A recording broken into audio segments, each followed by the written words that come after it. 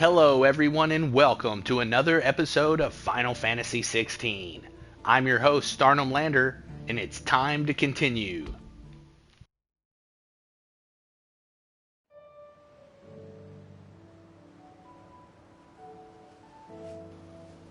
Alright, picking up right where we left off, pushing towards the end. Let's go.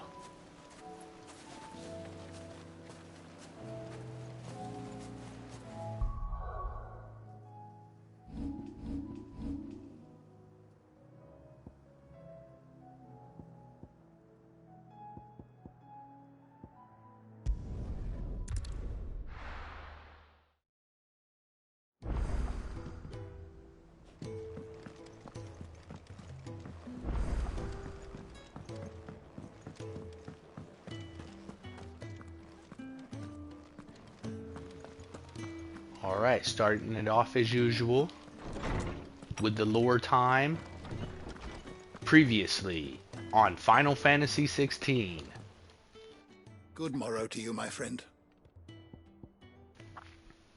What do you make of Origin? Ah, yes. You have arrived at a solution, then. Dion will carry us. Indeed. A feat befitting the final act. I congratulate myself that I shall live long enough to see it. A feat in and of itself for a man of my years. But to be serious, it is no small thing to march against fate, Clive. You must be certain of your footing, lest the winds of destiny divert you from your course. Are you certain of your footing, Clive? I am. Then go.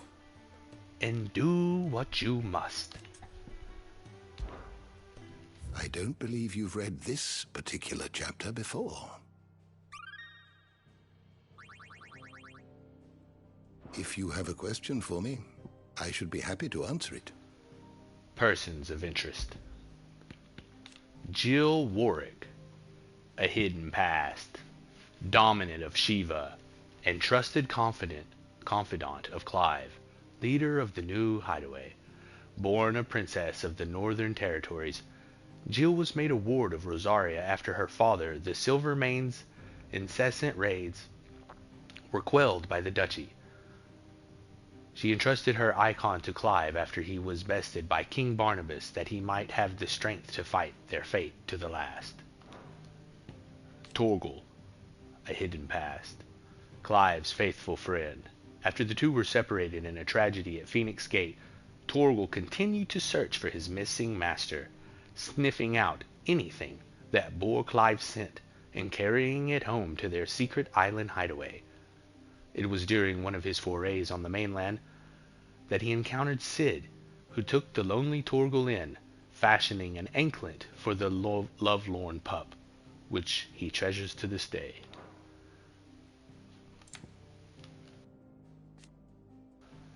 Mididal Telamon, her dream of flight, adoptive daughter of Cid, who saved her from the streets as a girl and raised her as his own. And raise her as his own he did, the young Mid following in her father's footsteps in perfecting his design for the mithril engine. Though she fears the completed engine might be used for ill if the designs were to fall into the wrong hands, the dream of flight that she and her father shared is too great to see consigned to the dustbin of history, and so she continues to labor that one day that dream might become reality. Ember, a curse breaker in training who wishes to make of himself a scout that he might follow in the footsteps of his idol Gav. Though his test did not proceed entirely smoothly, he showed enough promise to warrant being accepted into the ranks, for now. Quentin, as founding member of the Tri-Unity. The inscrutable landlord of Lostwing's Tavern. After the village was swallowed by an ether flood, he and the survivors of his Lostwing family labored to build a new village in Golten's Bells. However, Clive convinces him to join his uncle's Tri-Unity and puts his oratorial skills to use not merely in leading Lostwing, but in restoring order to the entire realm. Isabel, A hidden past. Proprietress of the Vale, Northreach's foremost house of ill repute. Before coming to Northreach, she was Carla, courtesan to the nobility in the crystalline dominion. However, she was forced to flee when she fell in love with a bearer. The Vale took them in, and though her love was not to survive, her gratitude to the people of Northreach lives on to this day. Lubor, as mayor. Forge master of the Briar's Kiss, the finest smithy in Dalamil, and mayor of the town. After his bearerhood was revealed, he was almost driven from Dalamil by the disapproving townspeople. However, they were convinced to change their preconceptions after Lubor led the defense of the town from a horde of Akashic bandits, and with the support of both the town guard and the Merchants Guild, he won the mayoralty.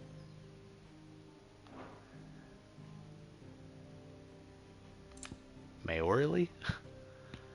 Elwin Rosfeld, late Archduke of the Grand Duchy of Rosaria and father of Clive and Joshua.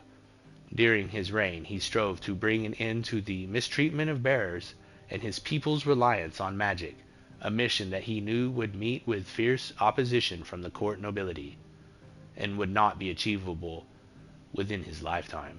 That his sons might follow in his footsteps, he fashioned for them a pair of matching armbands to give them strength when all stood against them. Byron Rosfeld, younger brother of the late Archduke Elwin and warden of Port Isolde, together with Field Marshal Eugen Havel and Master Quentin of Lostwing, he founds the Tri-Unity, an accord that sets out how the nobles, armies, and common folk of Valisthea shall come together to see the crises that blight the realm. Want of food, water, security, and shelter ended, and order restored. The High Cardinal for Northreach. First and foremost of the 5 cardinals who made up the Council of Elders, second only to the Holy Emperor in the imperial government. After the fall of the Crystalline Dominion and the collapse of said government, His Eminence reappeared in Northreach, planning to turn the town into a new capital for a new Sandbrak. However, when the people rallied behind Isabel instead, he realized that he must work with the common folk, not lord over them. Sabine, fighting for Northreach. Only daughter of the Duke of Orflam, who fomented revolt against her father's plans to fortify Northreach at the townspeople's expense. After the Duke is convinced of the error of his ways, the two are reconciled, and pledge to walk together with the people of Northreach to build a town for all her citizens. Eugen Havel, former Field Marshal of the Dalmekian Republic. At the insistence of his old friend and rival Byron Rosfeld, he was convinced to return to the front lines in the defense of the realm, using his own military connections to bring the dissipated armies of Valisthea back under control, as founding member of the Tri-Unity.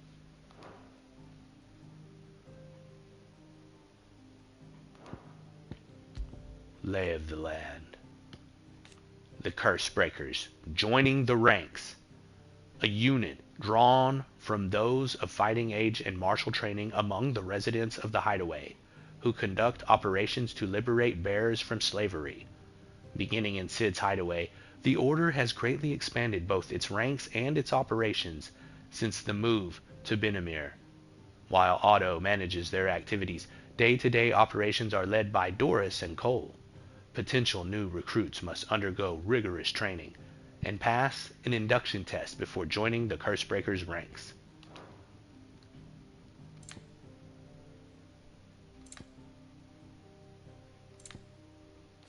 Northreach, following the attack of the Thralls. A town which once acted as a defensive gateway to Sandbrek's holy capital of Oriflamme. Not long after the skies took a turn for the ominous, and most of the old capital was lost to an ether flood, the Imperial High Cardinal arrived with designs to build a new empire, but at great cost to the citizens of Northreach. It was at this time that Ultima's thralls descended upon the fields both north and south of the Great Wall, forcing those citizens to choose between abandoning their town or fighting and possibly dying for those they loved. The people chose the latter, and after a hard-earned victory, the High Cardinal was finally convinced to join hands with Madame Isabel, and a modicum of order was at long last restored.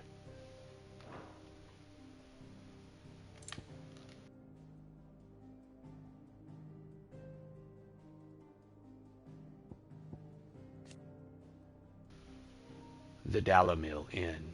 Under new leadership, a literal oasis, Dalamil offers goods, food, and respite to those travelers who make the long march through western Dalmacia's sweltering Velcroy desert. Since the fall of Drake's Fang, however, what was once a constant flow of visitors has dried to all but a trickle, leaving the town in dire straits and tensions amongst its citizens high. When faced with a horde of Akashic bandits beating at both their gates, Lubor, renowned blacksmith, convinced the town guard and its league of merchants to put aside the difference and join hands to fight for their people's survival. For his accomplishment, he earned not only the respect of his peers, but with it the position of mayor, despite being a bearer.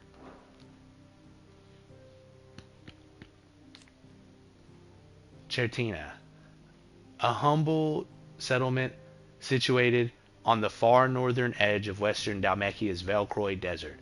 Though long abandoned by its original residents, the so-called League of Outlaws had taken up residence here for a time, but the sudden arrival of an ether flood rendered the bandits Akashic, all but sealing the village's fate.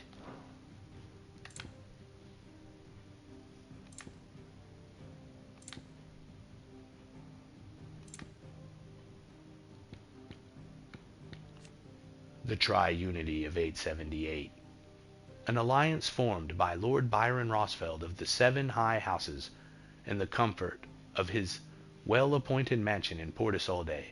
According to the agreement reached between those he summoned to his aid, Lord Rosfeld would take charge of supplies, Field Marshal Eugen Havel of military affairs, and Quentin of Lostwing would handle political affairs. With these key angles covered, they hoped to lead Valisthea forward on a path of unity.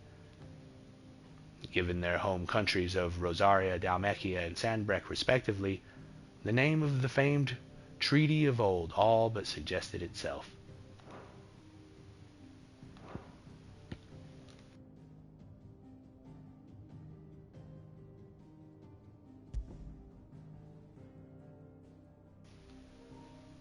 Mysteries of the Realm.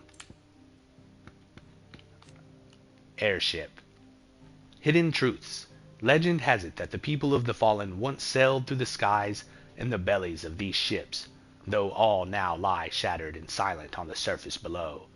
The Invincible, in which Clive and his allies have built their new hideaway, being one such relic.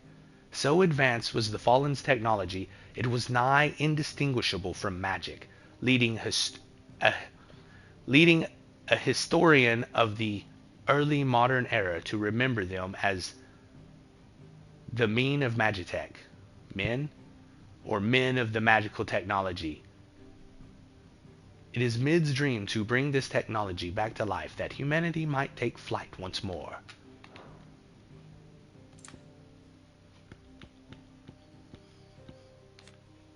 Akashic, hidden truths. The irreversible change brought about by a living being's overexposure to ether.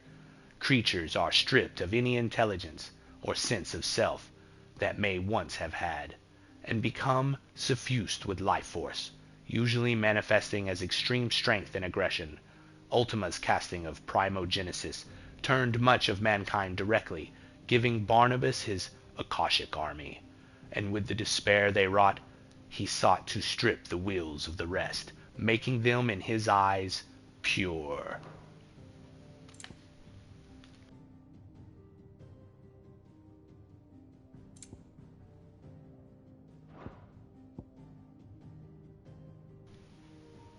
And that's going to do it for the lore tomes. we continue.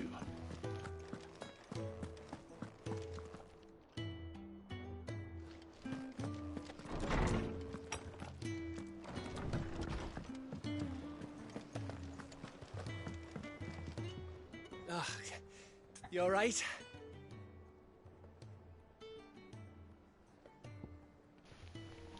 What about Origin? About that. If there's anything I can do to help you kill this Ultima bloke, you just say the word, eh? You could promise to take Sid's name off my hands. Aye. Don't even joke about that. Anyway, I thought you said you hadn't finished with it yet. I did, didn't I? Now, if you wanted to give me an even grander title, something to rival your Sid the Outlaw, that'd be a different story. Let's see. Gav the Magnificent, Gav the Almighty, Gav the Lionheart, something along those lines. I'll leave that to you to decide. I'm sure you're more than capable of choosing the perfect moniker for Sid's right-hand man. Right-hand man, eh? I'll take it. Something troubling you? No more than usual. It's just... Eda's baby will be coming soon, and I wanted to make something for it. I'm sure she'd like that. Back in the north, families would always make gifts when a bairn was on the way.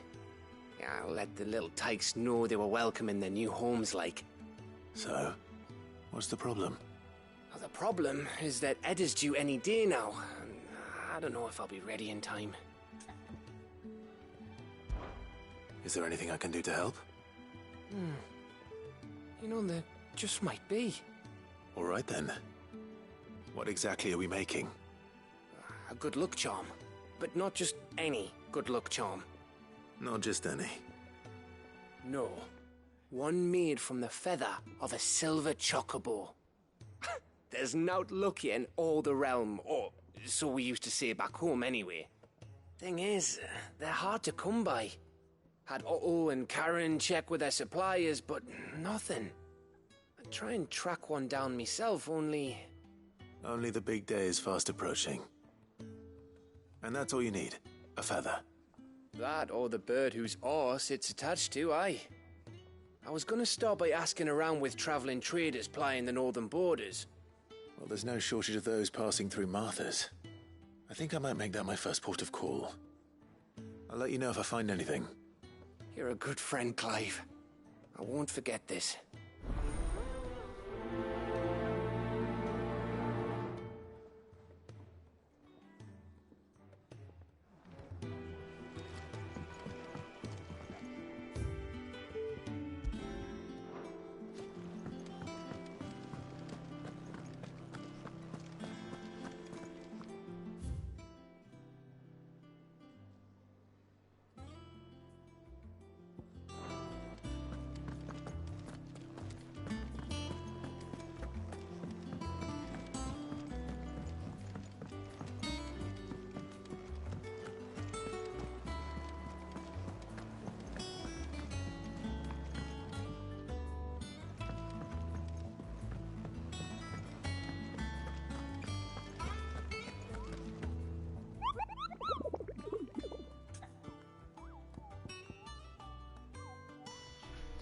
How's it going, Nectar?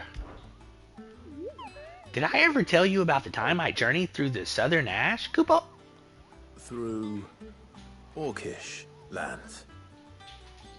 Well, technically they're dead lands now, but the orcs don't seem to mind.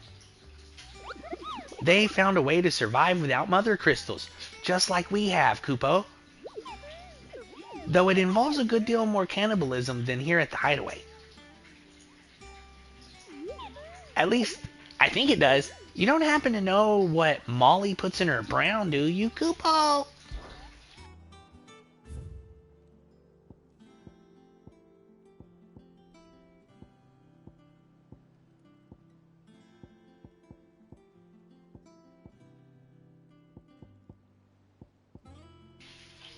So many hunts to go. Ogni, a band of curse breakers, making A first foray into Wayloot encountered this creature near the road through Halfcombe, though those with memory of Ash before its fall knew Agni as a peaceable beast, one worshipped as the Jarl Kona of the North.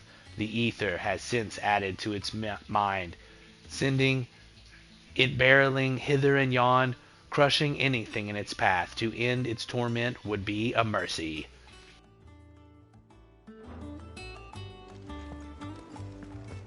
Twinside's hundreds of...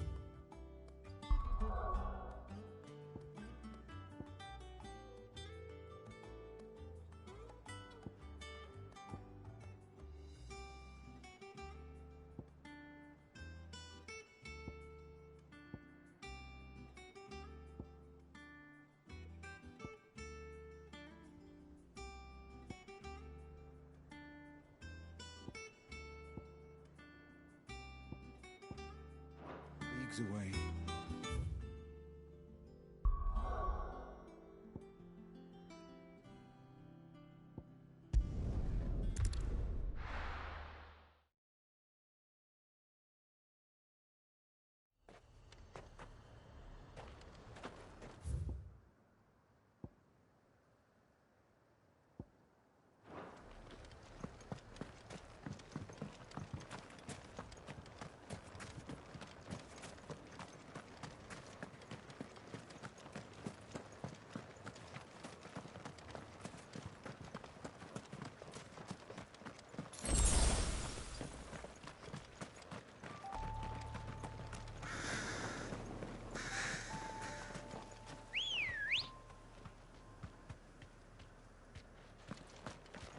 Let's go.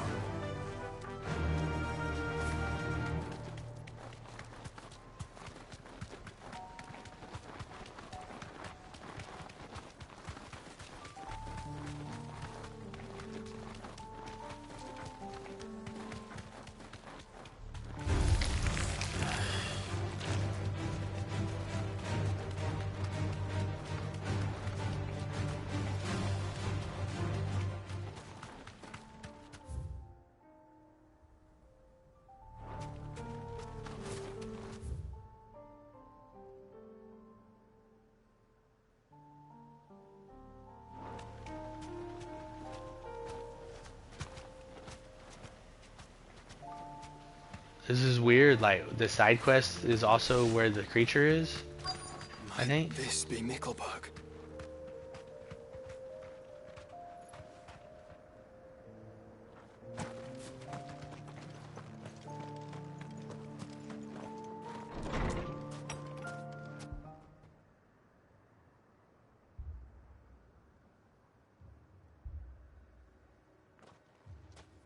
These people aren't turned.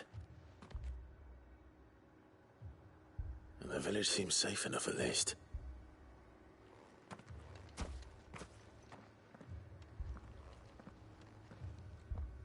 What is going on here? Ah, did you too heed the call? Heed the call? No, I came here looking for someone. To be honest, I wasn't sure I'd find him here. Let alone all of you. Is that so? What are you doing here?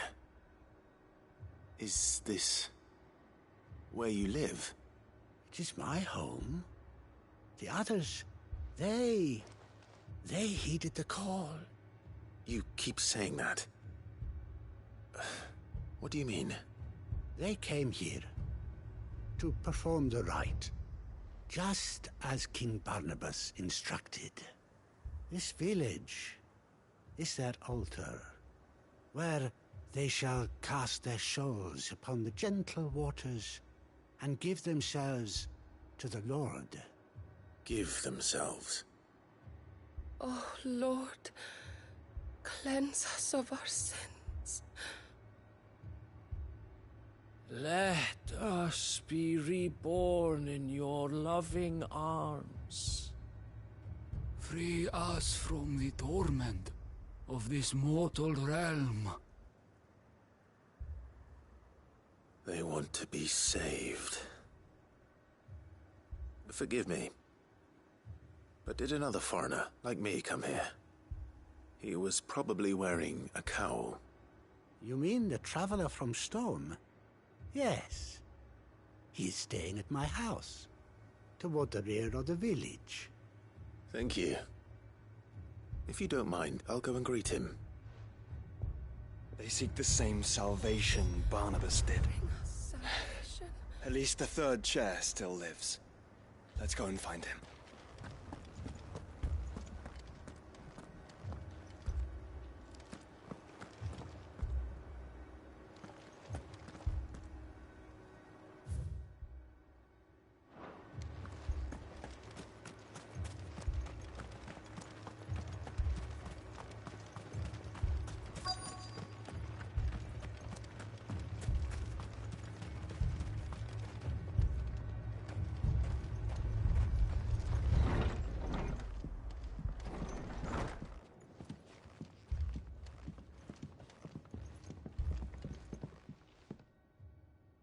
Excuse me.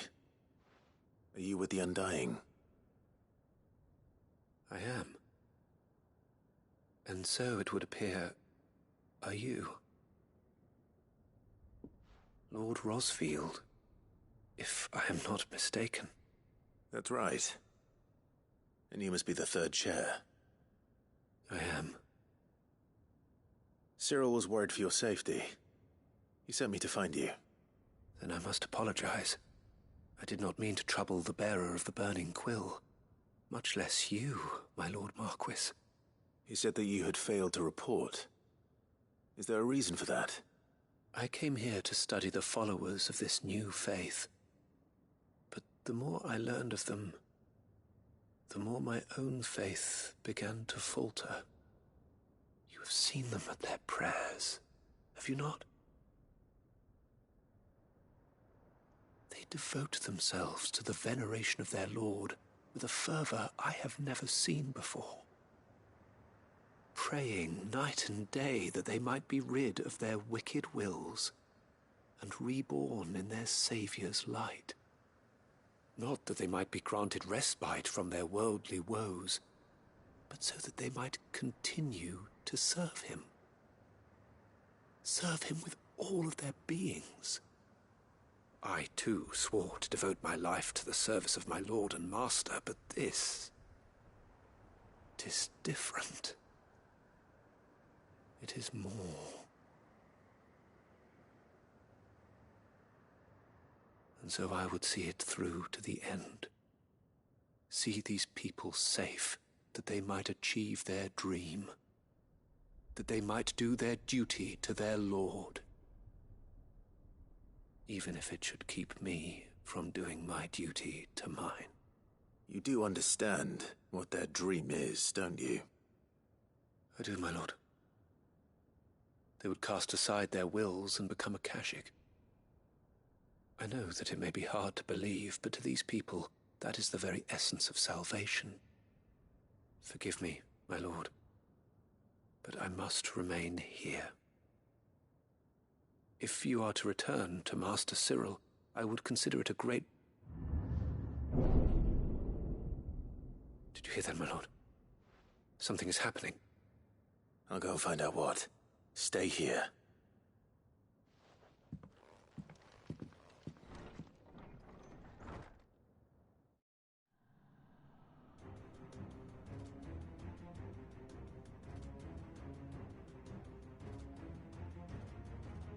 An ether flood.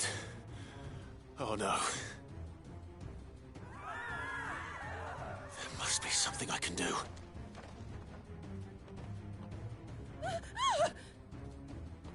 Echoes as well. Found her. Ready, brother? Ready.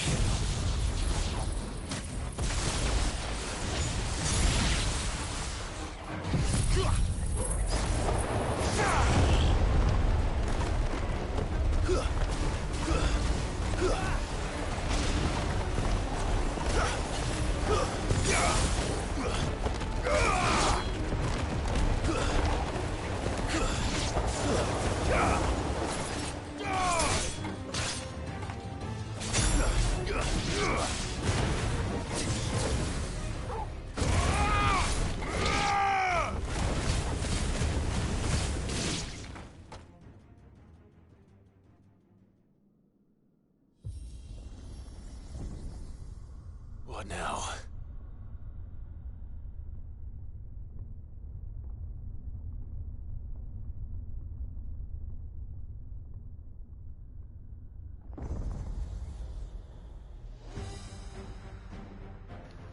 Yeah, that's about right.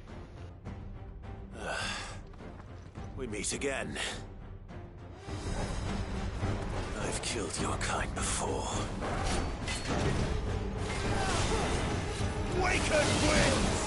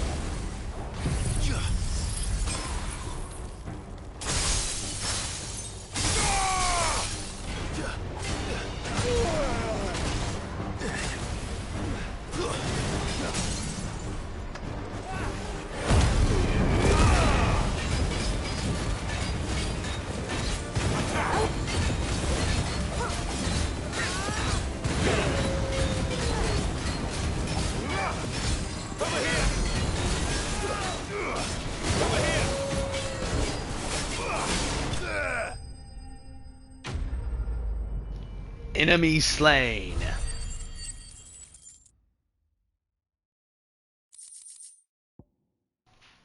fallen iron, despite thousands of years having passed since its forging. Not a single blemish, scratch, nor patch of rust can be found upon the metal's surface. As to how that is possible, none can say, and the answer will likely remain lost forever.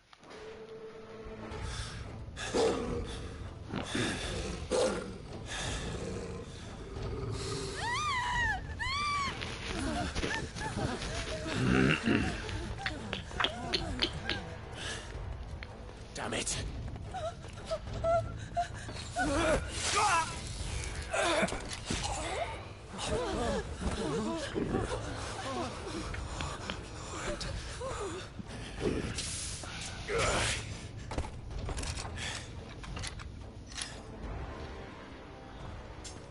Don't you die.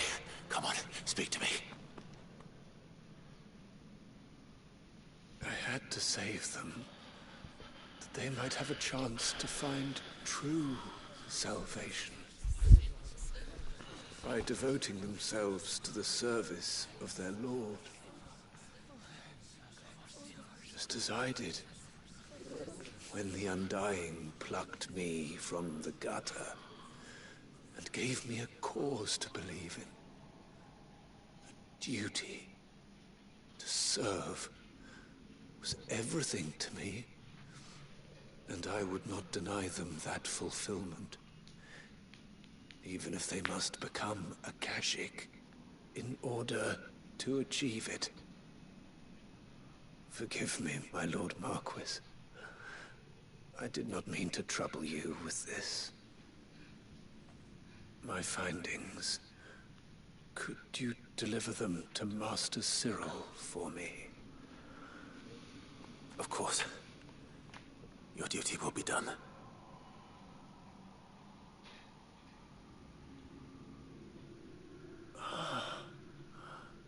Look, my lord. They are saved.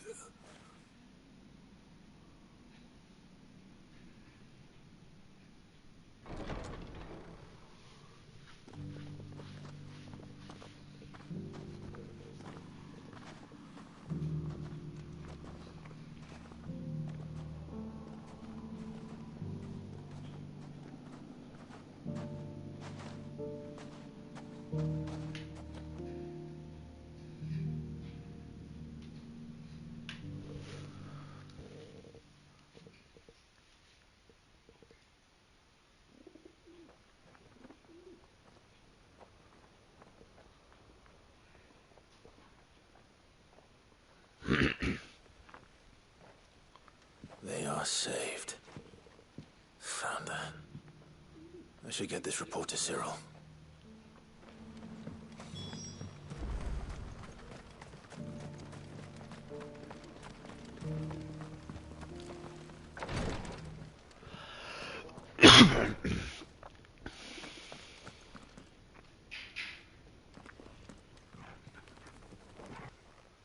My Lord Marquis, welcome back. I am glad to see you hale and whole. I met with your third chair, Cyril. He bade me deliver his findings to you.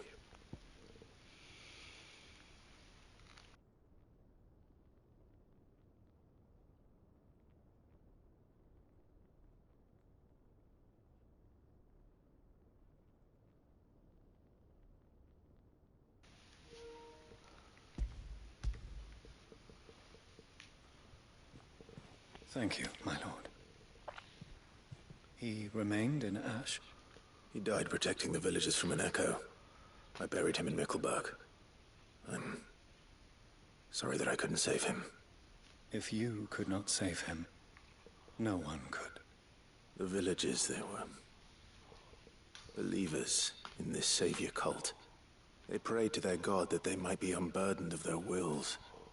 Then an ether flood came, and their wish was granted. Your brother sacrificed himself that they might live, even knowing that that life was death by another name. Then he perished defending liberty. A hero's end. For the right to choose how one dies is no less sacred than the right to choose how one lives. Sid would agree. He wanted to build a world where people could die on their own terms. A noble ambition. To die for one's cause is the most perfect expression of one's faith. It matters not how misguided others might judge one's decision to be.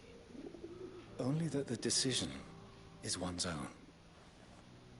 We live according to the teachings of our order. We believe in them, we protect them, and yes, we die for them. For better or worse, that is our creed.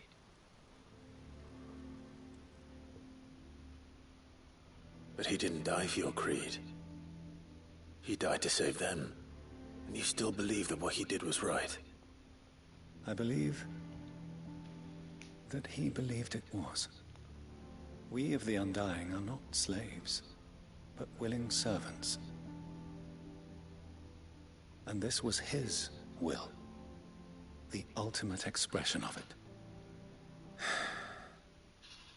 All right. I'd like to know this man's name, Cyril. To know the names of all the Undying who've fallen in the line of duty. They died serving my house. It's only right that I remember them. That is my duty. Of course. I shall fetch the Book of Martyrs at once. My lord, it has been, and shall ever be, the greatest honor of my life to serve House Rosfield. Though our duties may differ, yours is no less important. I pray with all my heart for your success. And were they here, I have no doubt but that every one of my fallen brothers and sisters would feel the same.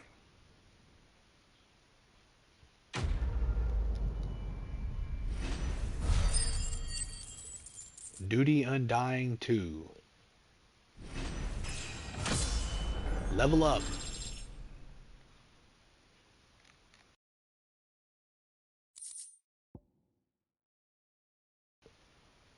The Clay Hearth Signboard. The emblem of the Undying headquarters in Tabor. The village is home to the finest leather works and lepidiers in Dalmatia, who are little aware that their affable new neighbors are members of a secret society sworn to serve the Phoenix. And another valuable piece of orichalcum.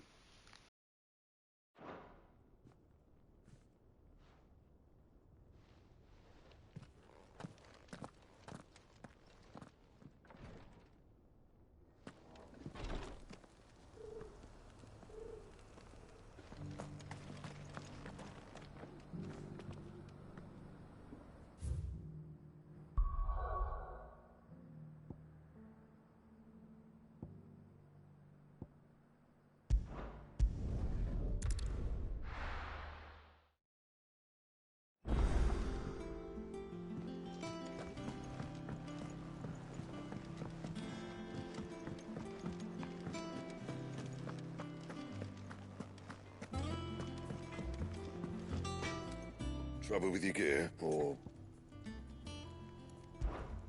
What do you want?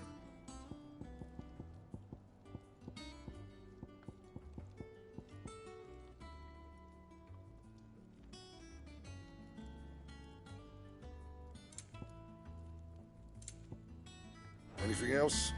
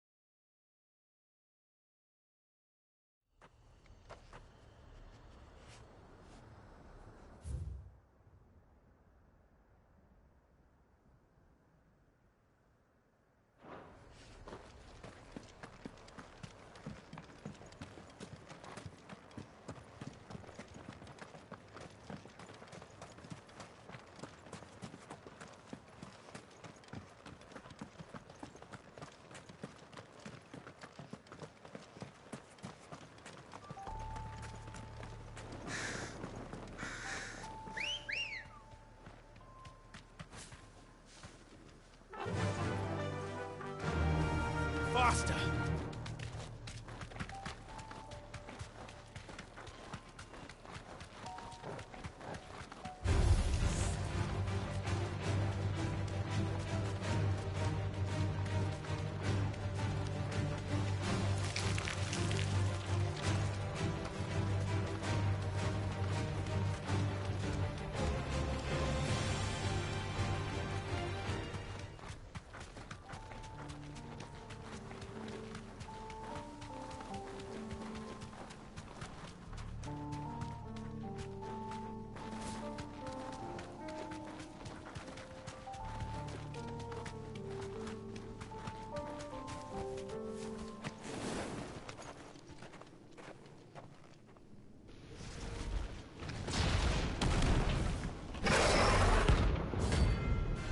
Agni.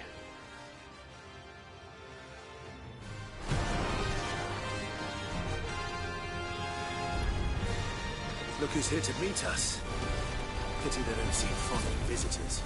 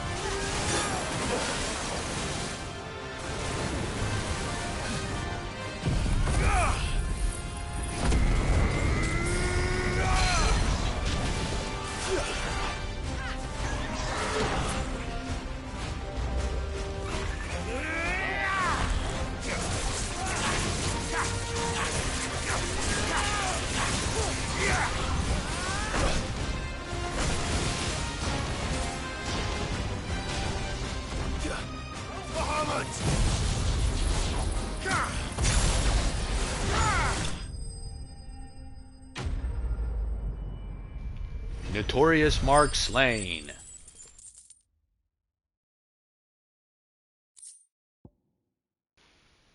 Stone Tongue.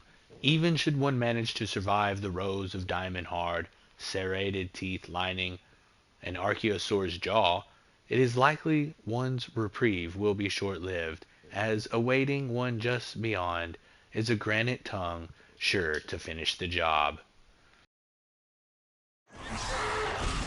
I've had warmer welcomes.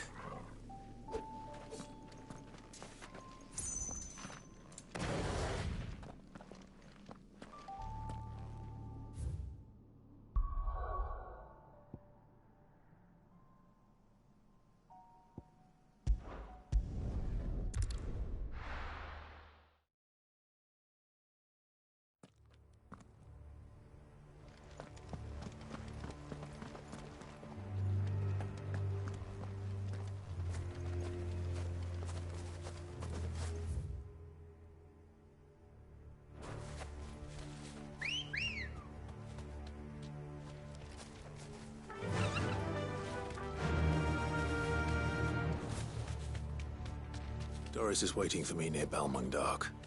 The longer she's out in the open, the more likely she is to be found by a Kashik. I need to hurry.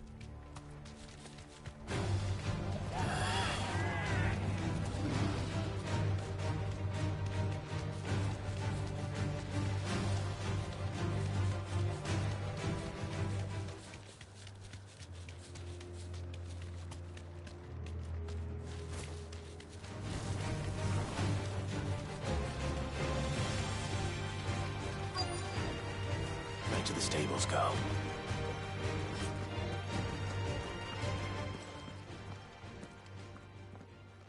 There were no guards, I take it. None manning the gates, no. It's a different story inside, though. The corridors are crawling with Akashic. Most likely guards left behind when the wardens ran. If Chadwick was being held here, I worry that he may already be. Don't give up hope just yet. But let's move quickly. Let me check the ground floor. The ether stick is there. Then I'll search the upper level. Good luck, Sid. Stay safe.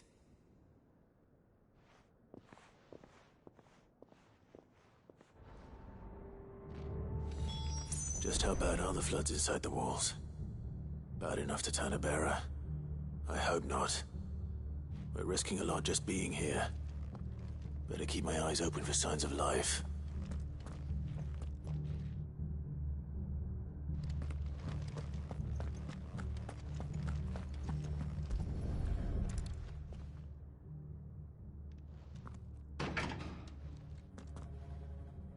Locked up tight.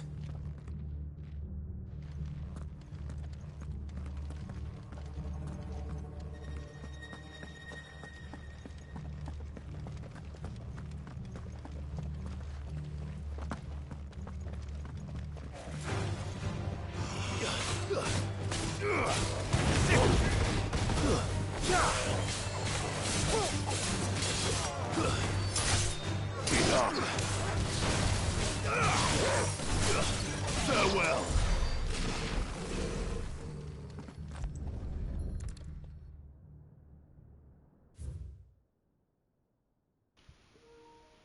Balmung Dark. Writ of Designation. The Kingdom of Waylood hereby designates the facility a prison for the detainment of bearers both foreign and domestic. The purpose of this facility is to rear and train a Kuza beast for deployment in the field. The aforementioned purpose is a matter of strictest secrecy, and any mention thereof is to be punishable by death. Captive bearers have been provided solely for the pursuit of the aforementioned purpose. Express permission is required for use of bearers in any other capacity. So this place was no ordinary prison. And I doubt they'll have taken the creature with them when they fled.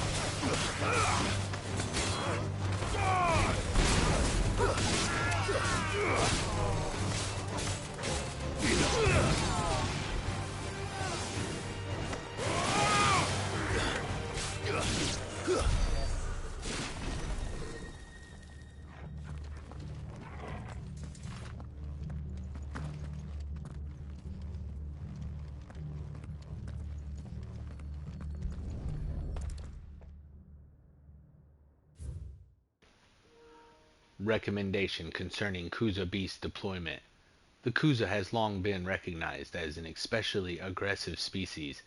This being the case, it was hoped that successful deployment on the battlefield might be a means of inflicting heavy casualties on the enemy. In exercises conducted thus far, however, the beast has proven incapable of distinguishing between allied and enemy combatants. As such, deployment alongside regular troops is not recommended.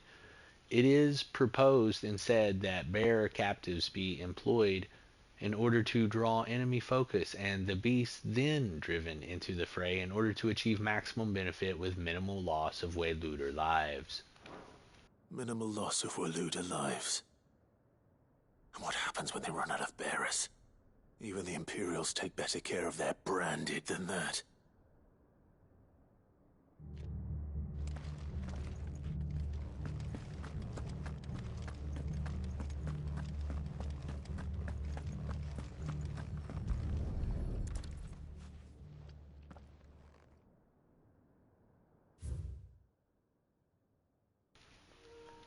Memorandum on Kuza beast feeding. Recent supply shortages left us with insufficient resources to feed the Kuza entrusted to our case. Fortunately, the creature was observed to kill and consume the bears assigned to fight beside it in a mock battle conducted as part of its training.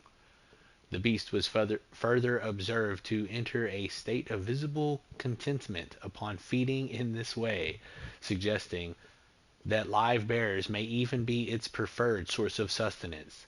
While this behavior is unexpected, it is not unwelcome. Bears no longer of use for training purposes can now be repurposed as required. They were feeding bearers to it. This is even worse than I'd feared.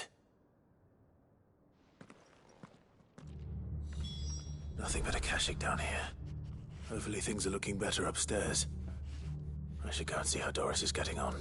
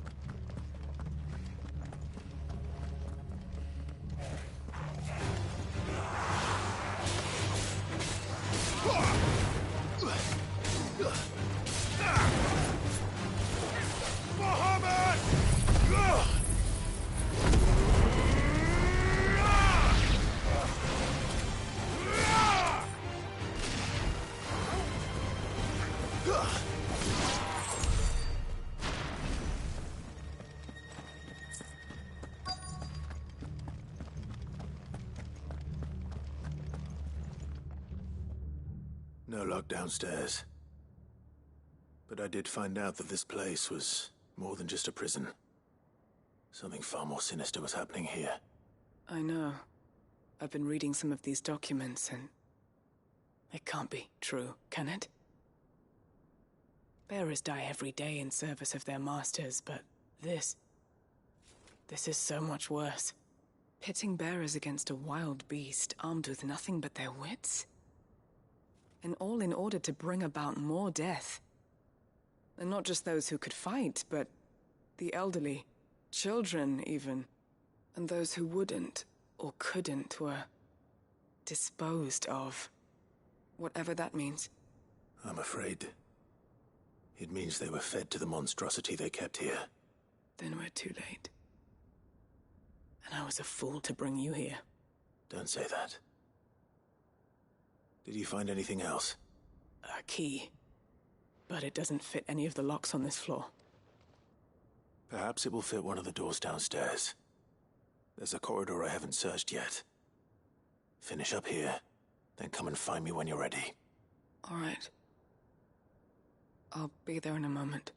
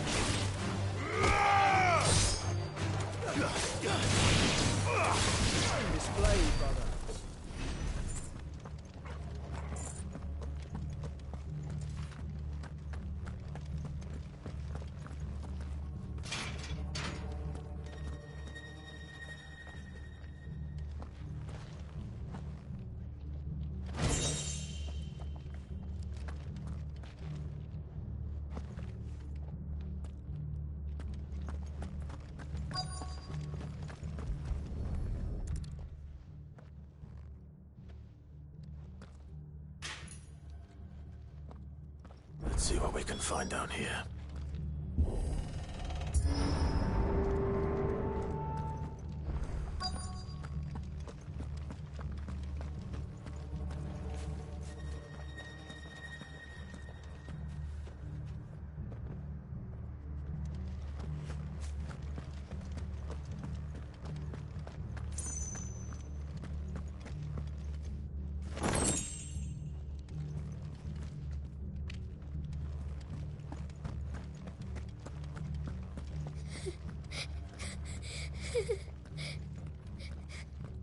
A survivor. And she sounds close.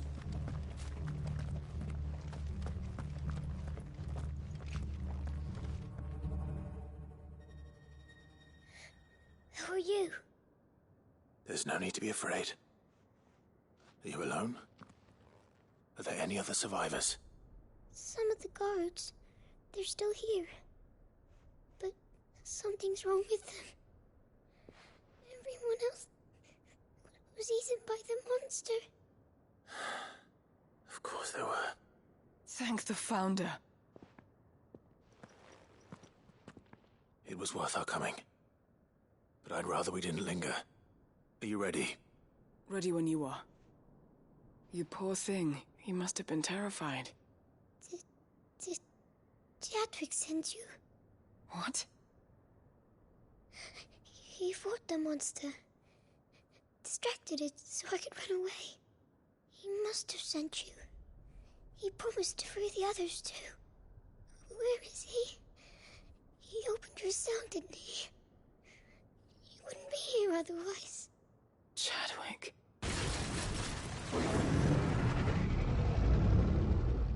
Was that? Monster's back!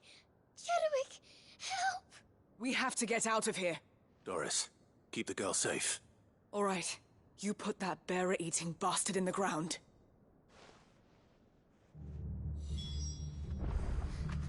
We have to run. You're safe now. We won't let it hurt you.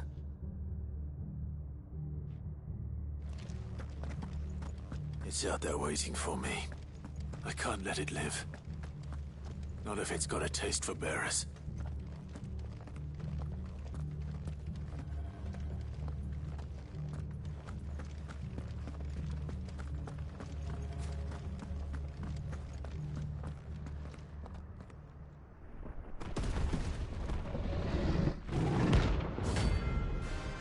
Kuza Beast.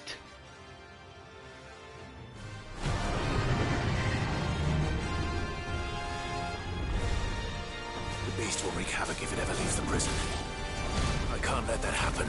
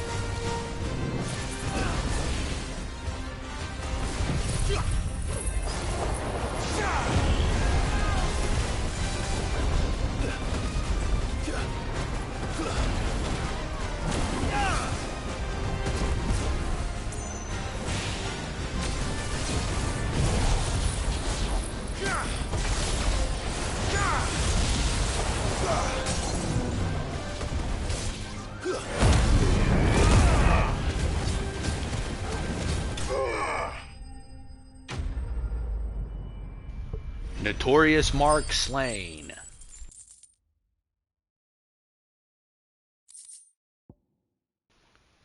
Behemoth Shackle.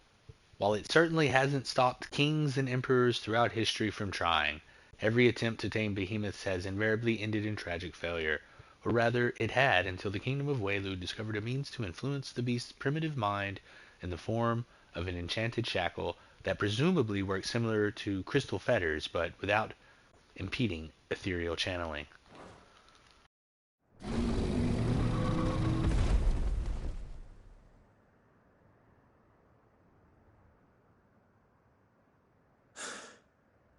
Finally. Sid, are you hurt? I'm fine. I think.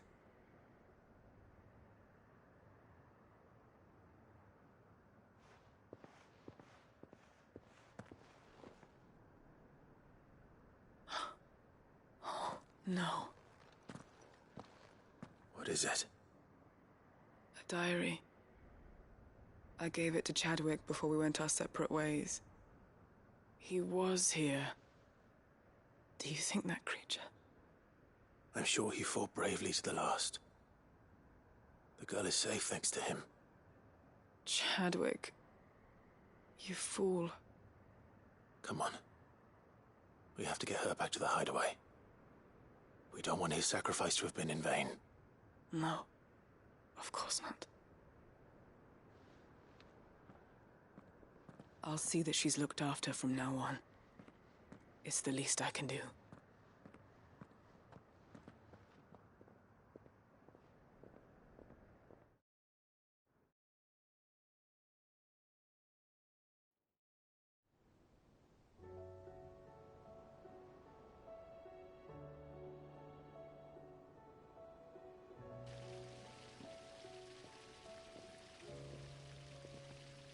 From what I hear, you've barely left the girl's side in days.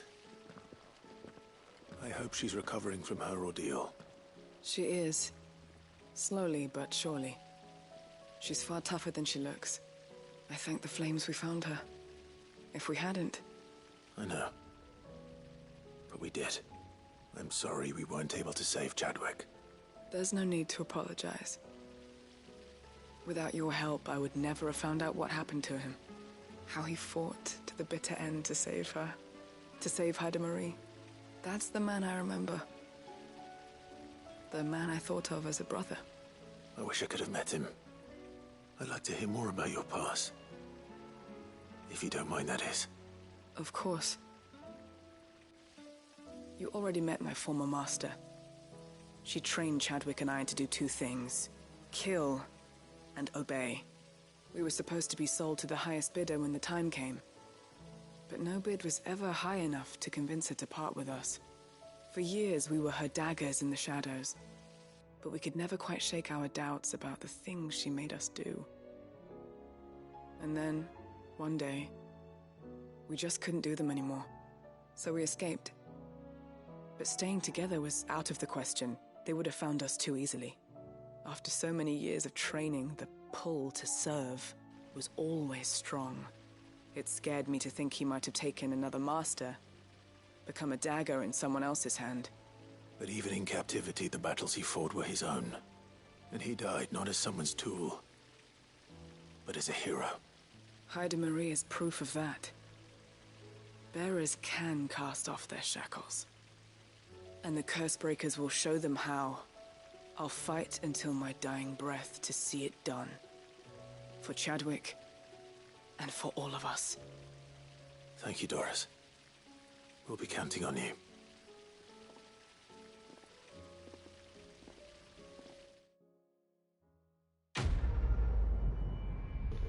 Quest complete. Nobody's tool. The Breath of Darkness, Gungnir, reduces Gungnir cooldown by 2 seconds.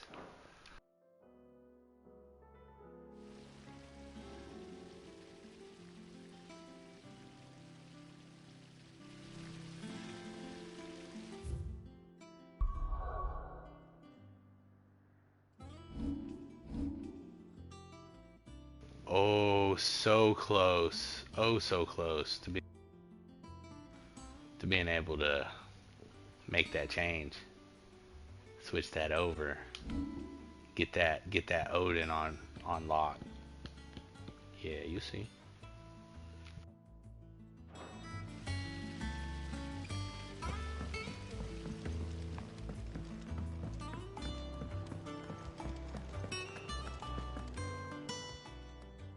Welcome to the Patron's Whisper.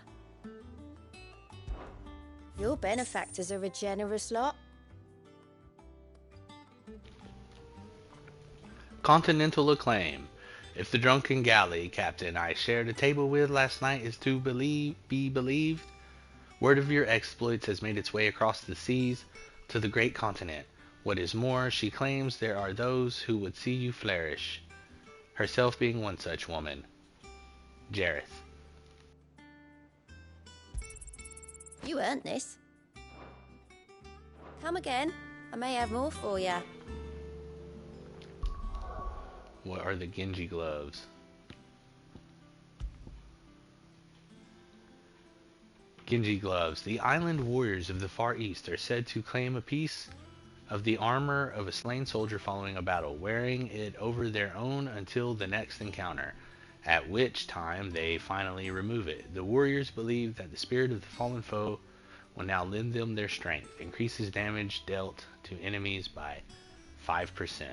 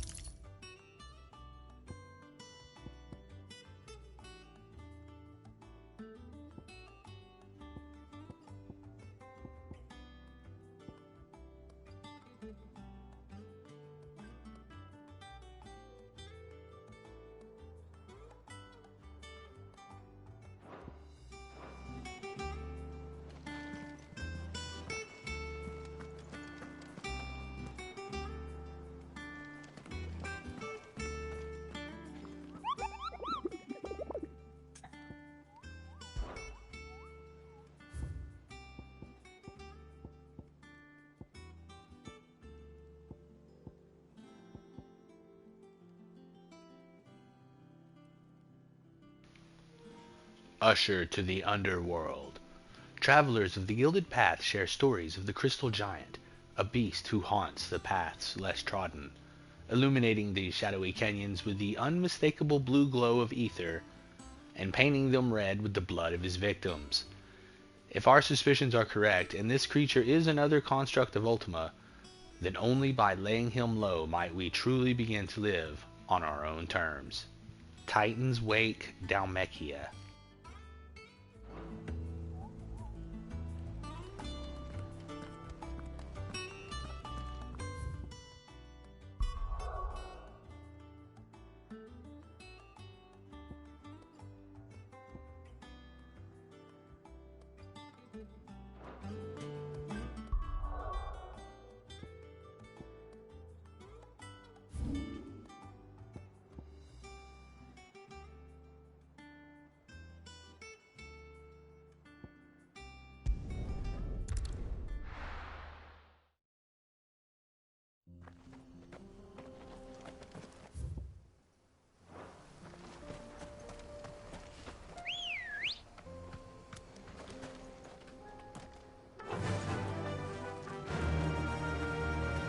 Fly, Ambrosia.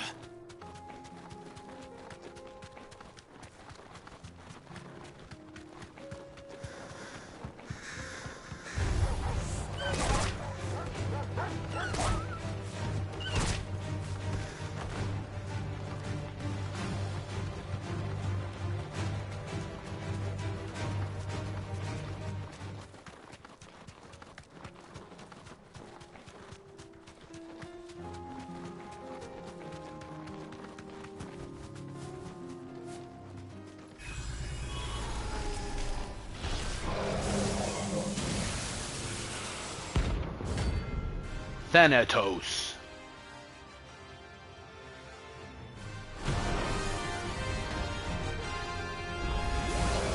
Another of your friends, Ultima. If it's me you want, I'm right here. Nice try.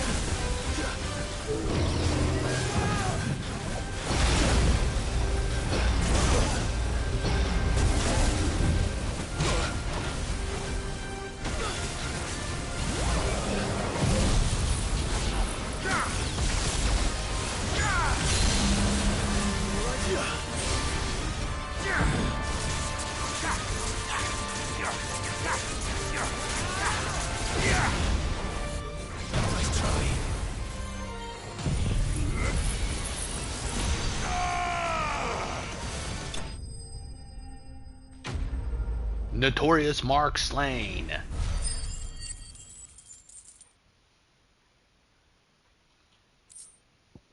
Dark steel. Hell yeah. Extremely similar to iron, yet darker, harder, and heavier. Whatever fell magic's ultimate employed in its creation, the metal has thus far proven impossible to reproduce, obtained by defeating Thanatos, or the Prince of Death. And don't come back.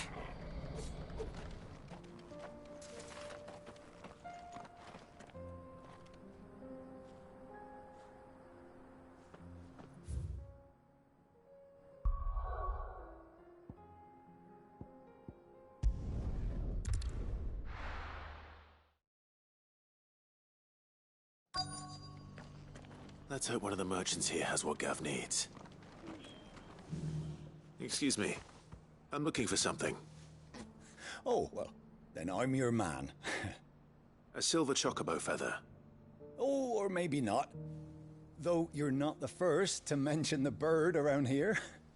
There was a man stopped by the rest not long ago, claiming he was attacked by a silver chocobo. Near some gutted hovel, not far from Eastpool. Most took him for a braggart and a liar, but who knows? Perhaps there was some truth to his tale. We'll see. Thank you.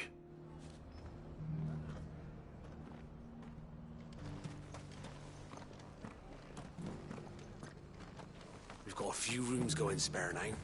You want a bed for the night? You speak to Martha.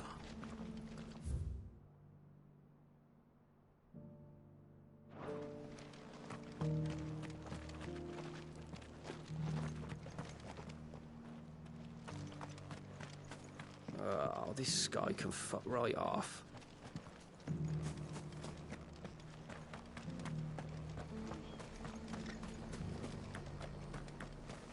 Look, Daddy. Shining so brightly. Isn't it pretty? Yeah. Pretty blooming sinister. Whoever's idea it was to take those bearers away to Eastpool has my thanks. Who else would it have been but Martha? She always puts the good of the town first, that one.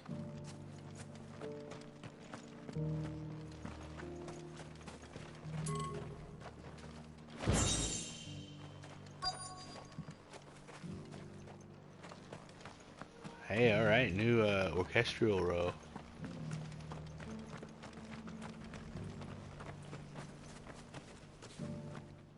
Can I help you with something? You wouldn't happen to sell silver chocobo feathers, would you? I deal in fruit, not fancies. But if it's fancies you're after, I suggest you try Rhiannon's ride. Was a silver chocobo seen there? Oh, yes. If you believe the ravings of a madman. It wouldn't be the first time.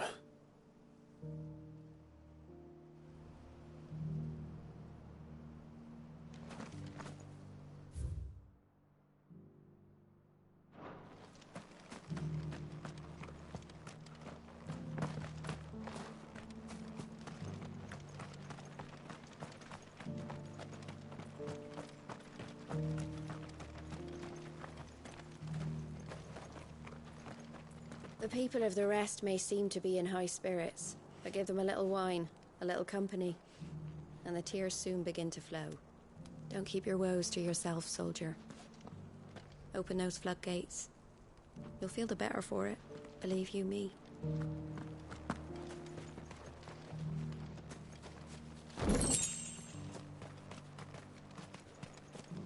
It doesn't still hurt, does it?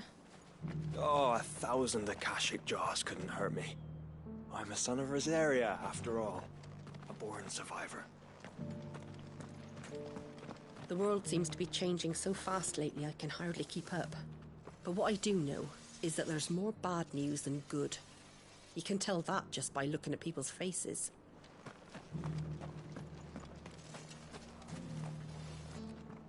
How do, traveller? You've the look of a man who could do with a new whetstone? Or perhaps a bawdy etching of the Vicerine? Maybe another time. I'm looking for a silver chocobo feather. If that's the case, rumours are all you're likely to find. No one has seen a silver chocobo for years. Word is they were all hunted for their feathers. Some northern nonsense about bringing good luck. Didn't bring them much, nor their bows.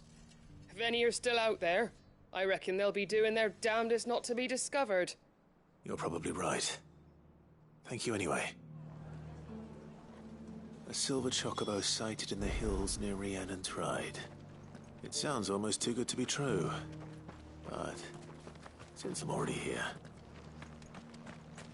I've got greens of all shapes. Just because the heavens have gone to rack and ruin, it don't mean we have to. What are you after?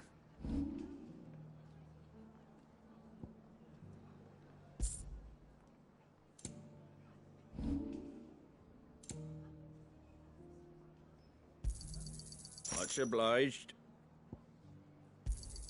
Thanks very much.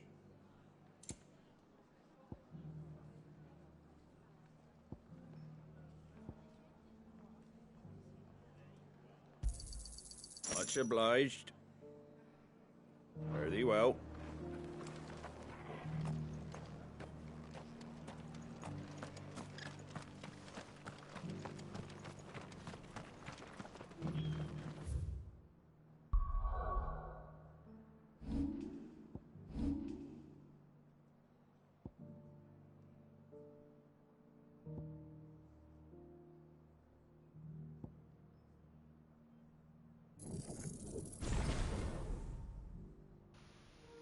There it is.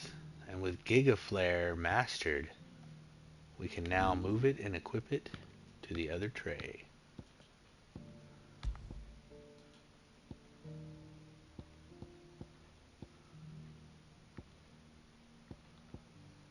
Odin equipped.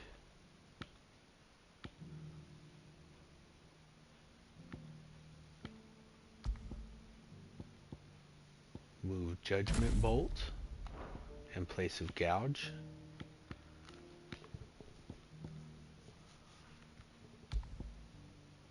And have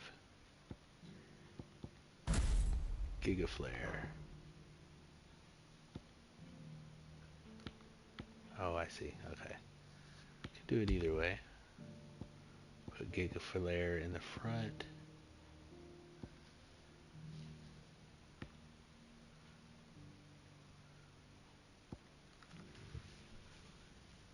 Heaven's Cloud in the back, or Gungnir. We wanna unlock Dark Steel next, but we'll use one of these in the meantime.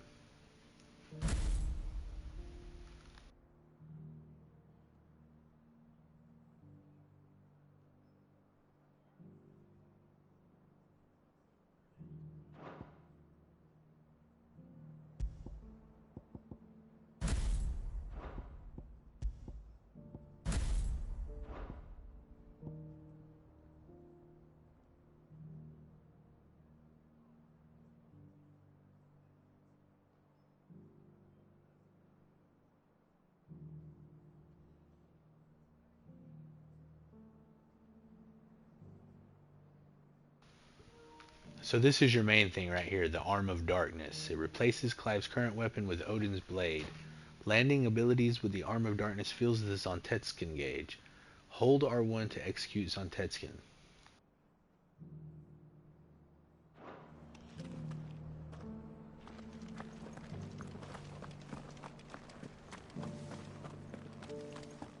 I'll build a barricade so sturdy, even a bandicoot.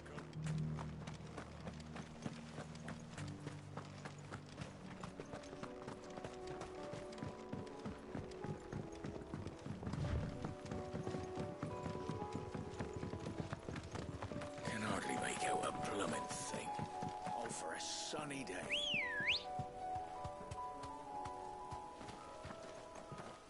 Ready, girl?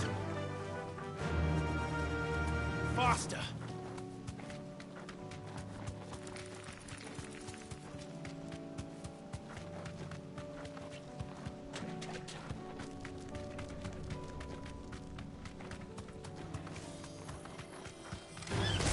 All right.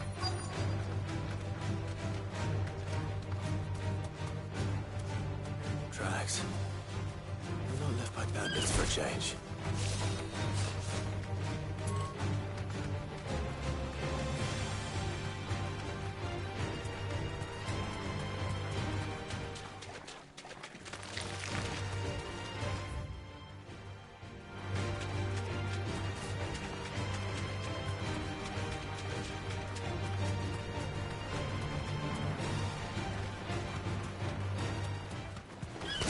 Time to fight.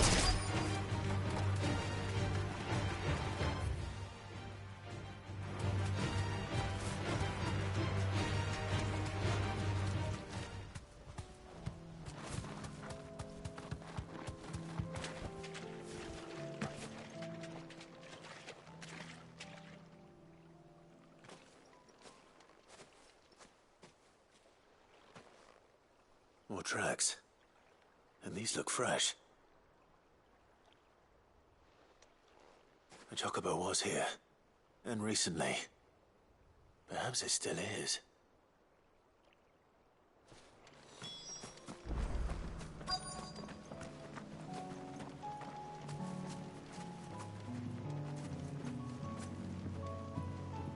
I don't hear anything.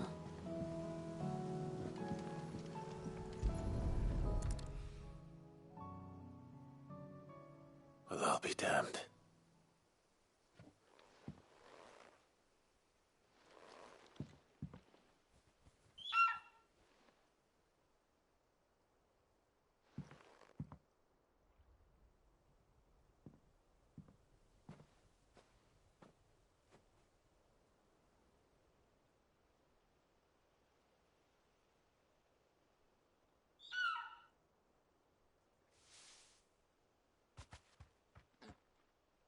It's all right. I'm not going to hurt you. Just borrowing a feather for my friend.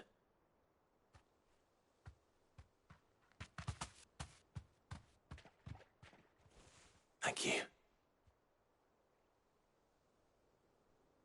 Let's get this back to Gav before they change their minds.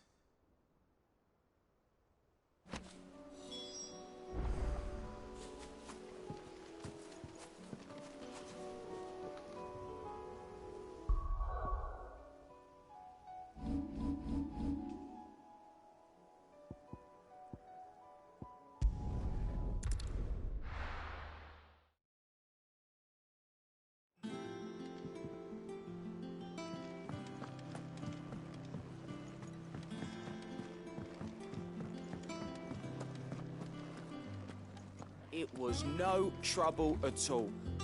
Still, I appreciate it.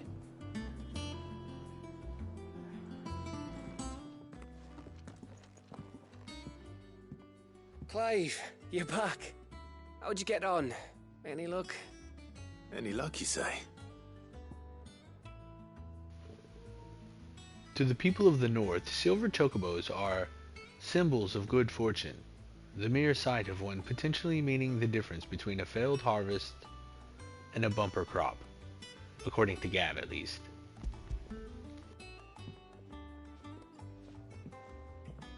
Crystals crack. Is this what I think it is?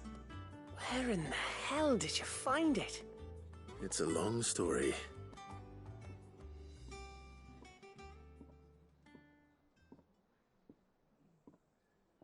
Right there on the road to Eastpool. Who'd have thought it? Everything up there's been abandoned for years. The empty cabin made for the perfect shelter. Though I fear my presence may have forced the poor creatures to look elsewhere. Don't blame yourself, Clive. The Blight's right on Eastpool's doorstep. They'd have had to move on before long, even if you hadn't have turned up. They'll find a new home. Trust me. After all, that's what us endangered animals do. Anyway, what matters is, you managed to nick us one of their quills before they could run off. And now all that's left is to fix it to the carving. I didn't know you could carve. Reckon there's a lot you don't know about me. Like the fact I'm as good with a whittling knife as I am with a sword. And that bone Ember gave me's a dream to work with. What did you say it was from again? An Avis? But it weren't your Avis, Sid. I slew one of my own at last. So all those long nights in the pit finally bore fruit. I'm proud of you, Ember. Don't speak too soon. I ain't done my trial yet. Good There work, we Ember. go.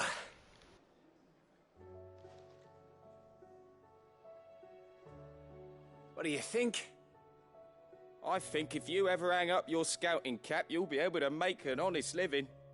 Oh, will I? I should go and see if Ed is awake. Give it my best. You can give it to yourself. Come on.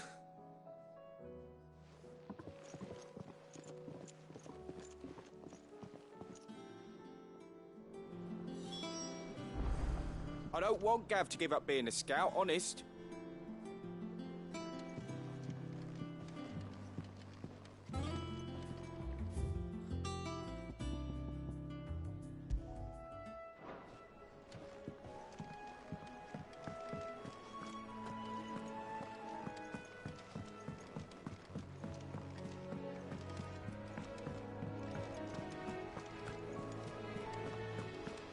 There's something about it.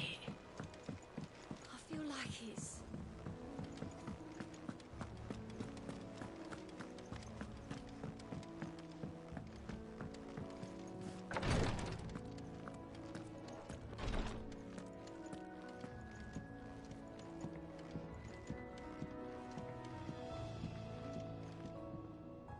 Ah, me lords.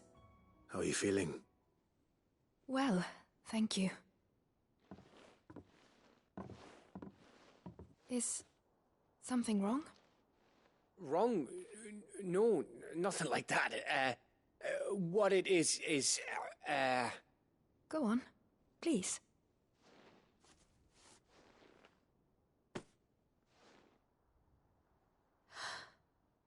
It's beautiful. Did you make it? We did. Aye. It's from all of us here at the Hideaway. Your new family, like. It's a good luck charm. We may come up north when a band's on the way. I mean a baby. To let him know that they're part of the family too. Oh, I hope you like it. I don't know what to say. I thank you, my lords, for everything. If there's anything you need, just let us know. I will. Clive, fancy a swift off? I'm thirsty. I could be convinced.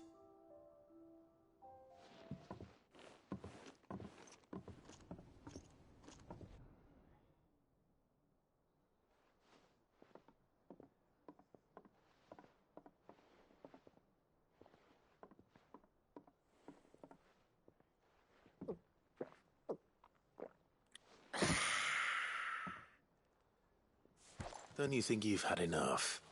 No, we're celebrating. I'm gonna be a father. I think Edda might have something to say about that. You know what I mean. Bit of light in these dark times.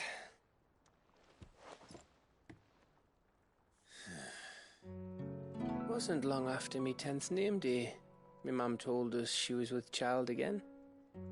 I was over the fucking moon. I was looking forward to having a little one to lord it over, what with me being the runt of the litter. Thought I'd finally have a chance to prove to the world that I could be a big brother.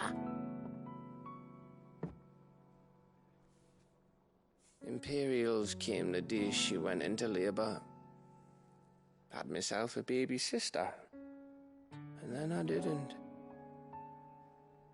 Me whole family gone in a blink, while I hid in the cellar like the spineless little arsehole I was. Great brother I turned out to be.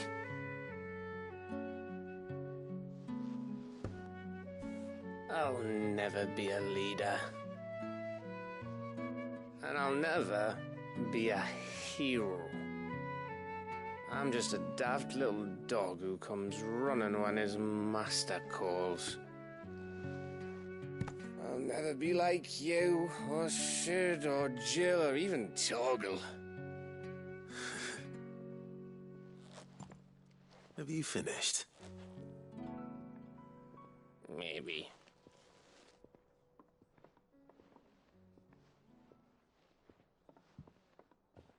Do you know why you're our best scout?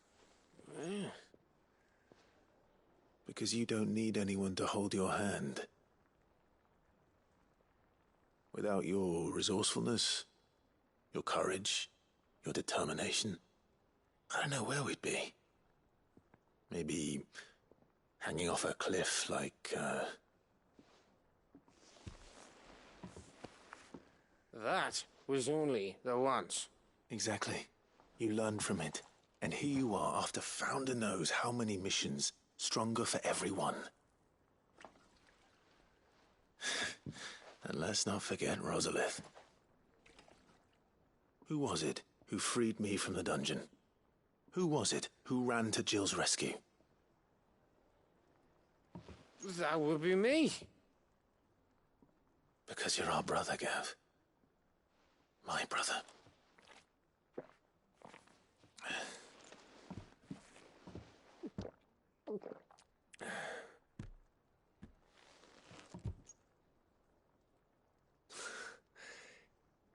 Your brother.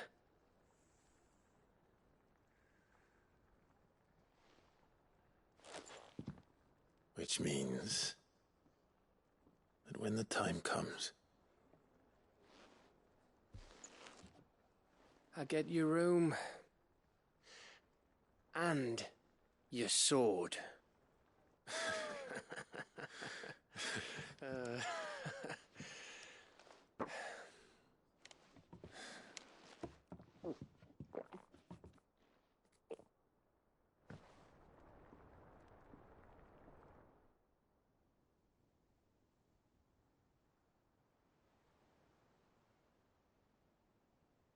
I may have had one too many. you may have had 10 too many. I said I was thirsty. Better get back to work anyway. After I walk this off. Clive? What is it? Thanks for, you know. I know.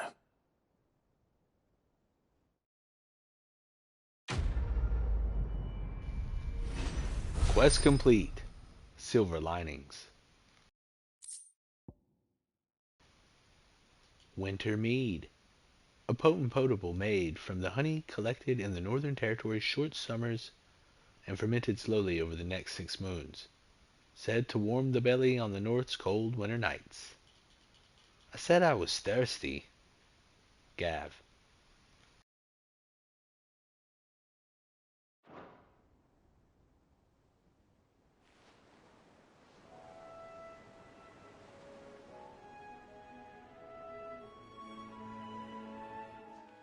One of these days. One of these days, I swear it's gonna be me who drinks you under the table. If by under the table you mean retching on my boots half the night, I reckon one of those days was yesterday. Ha ha, you think you're so funny. But just wait till we crack open the bottle I left in your chambers. That stuff's strong enough to burn the horns off a behemoth. Sounds like I'll be needing some new boots.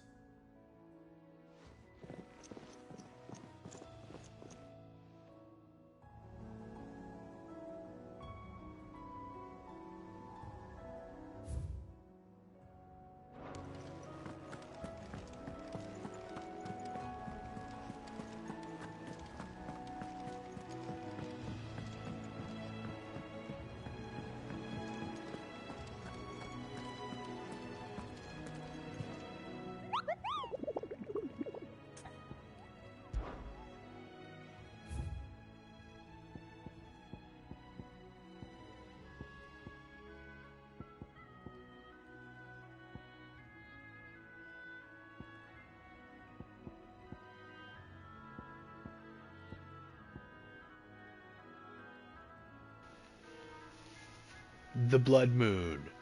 The Croc in Sandbreck.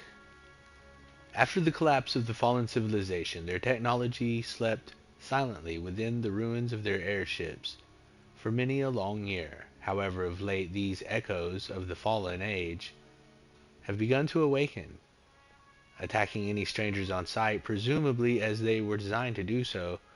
While some are easily escaped, these particular echoes persist in pursuing its targets until they lie dead in the dust.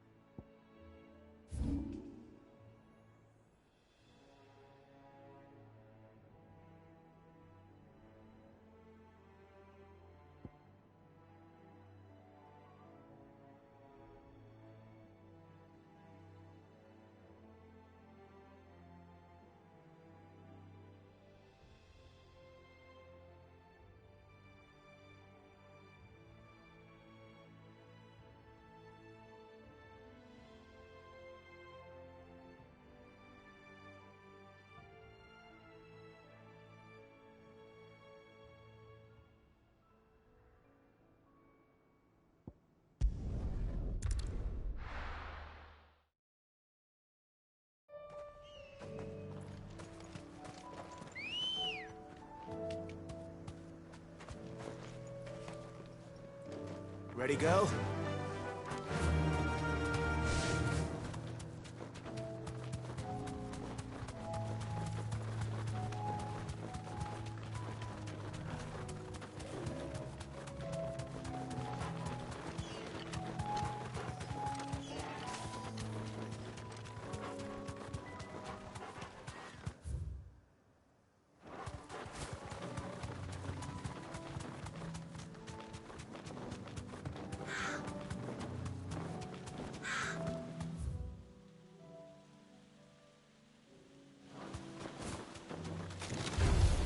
All right.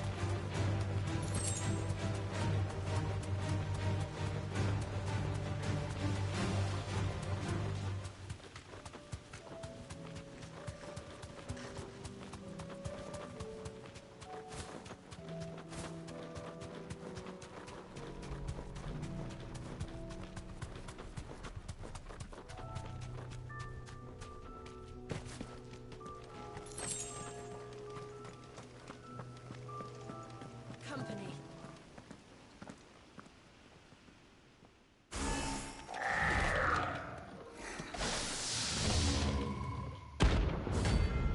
Terminus.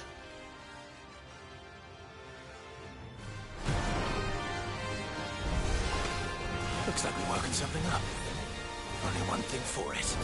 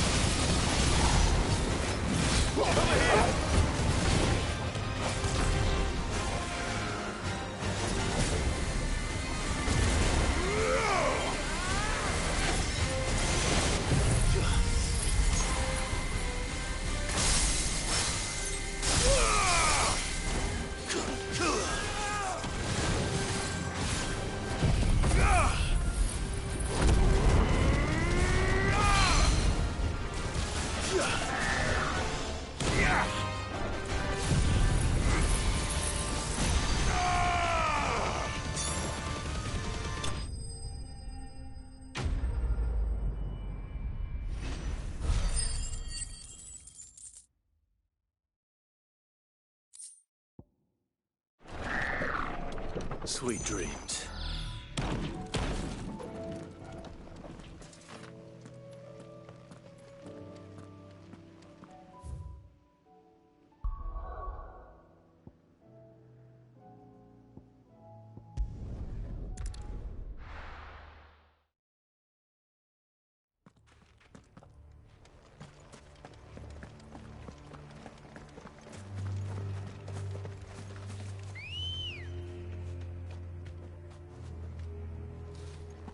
Come on. Fly, Ambrosia.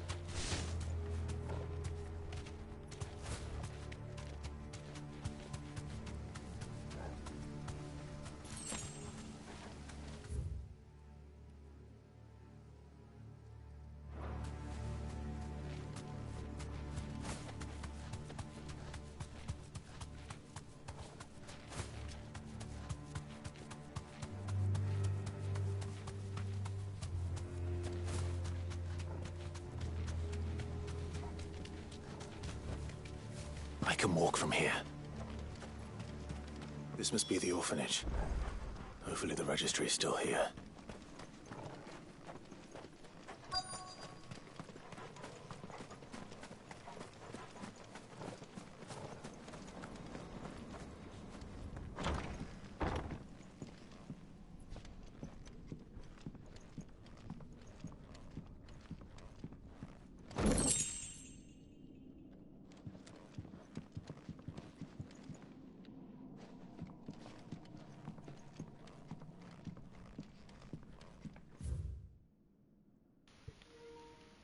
Conditioning schedule. Today's exercises will consist of the press yard, 20 sandbags for such duration as instructor shall dictate. The furnace, burn intensity to be gradually increased. Live combat, 1 to 3 hellhounds depending on performance. Conditioning.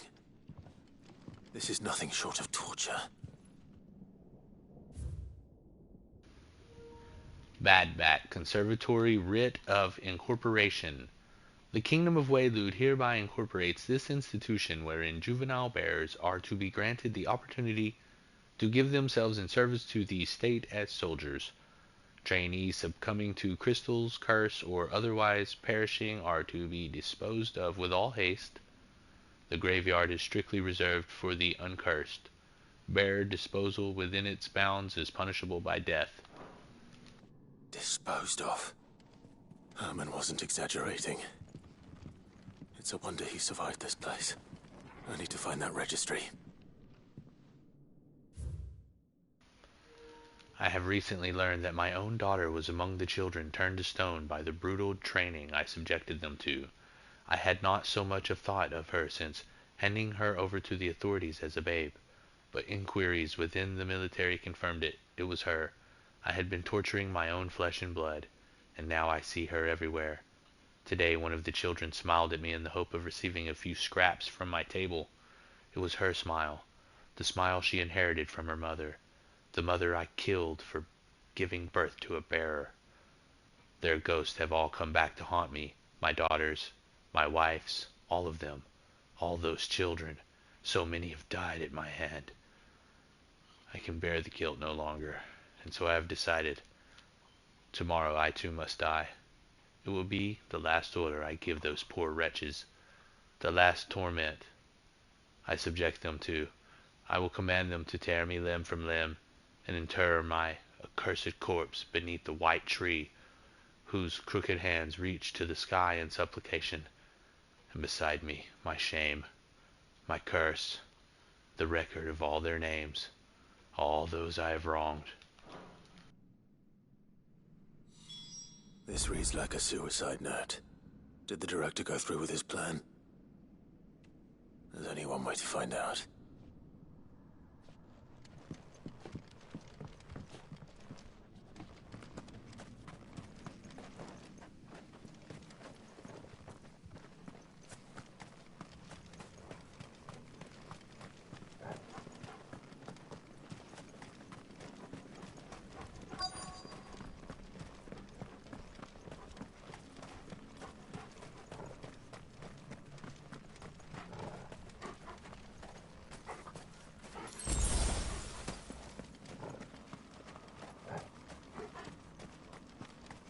A forked white tree. This must be the place.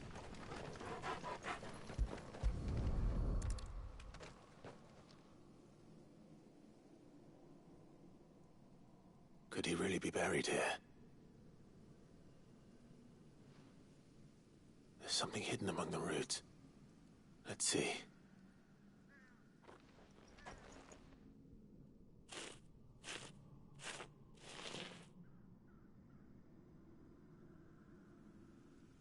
This must be the registry.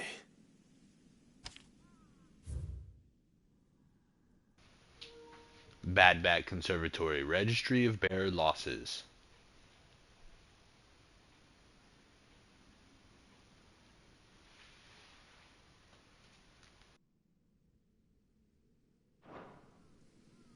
So many names. This place was a slaughterhouse. And where is the architect of all this misery?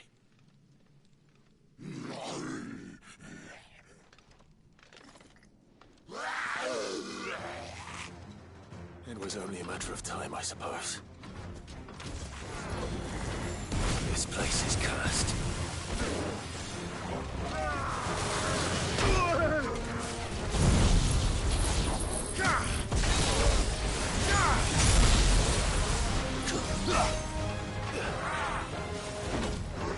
To me, flames!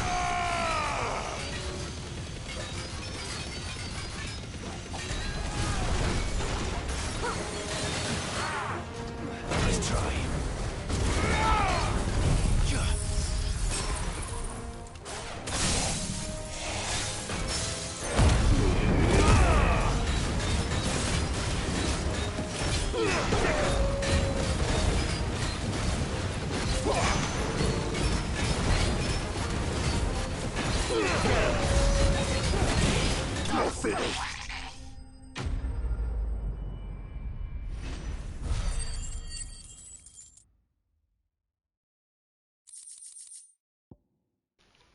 15 clutch mine. I think we needed those.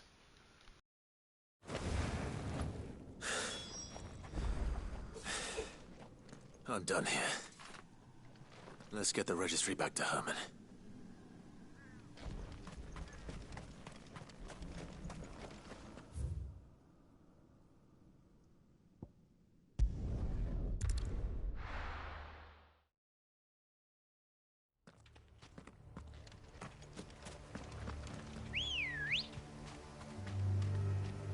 Let's go. Be safe. I love when a notorious mark is just right there waiting for me. Let's go, big guy.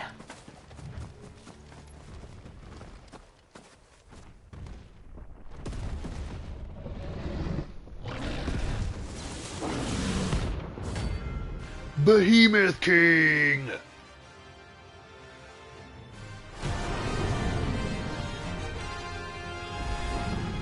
Another of the Royalists' guard dogs. Quite a specimen of these two.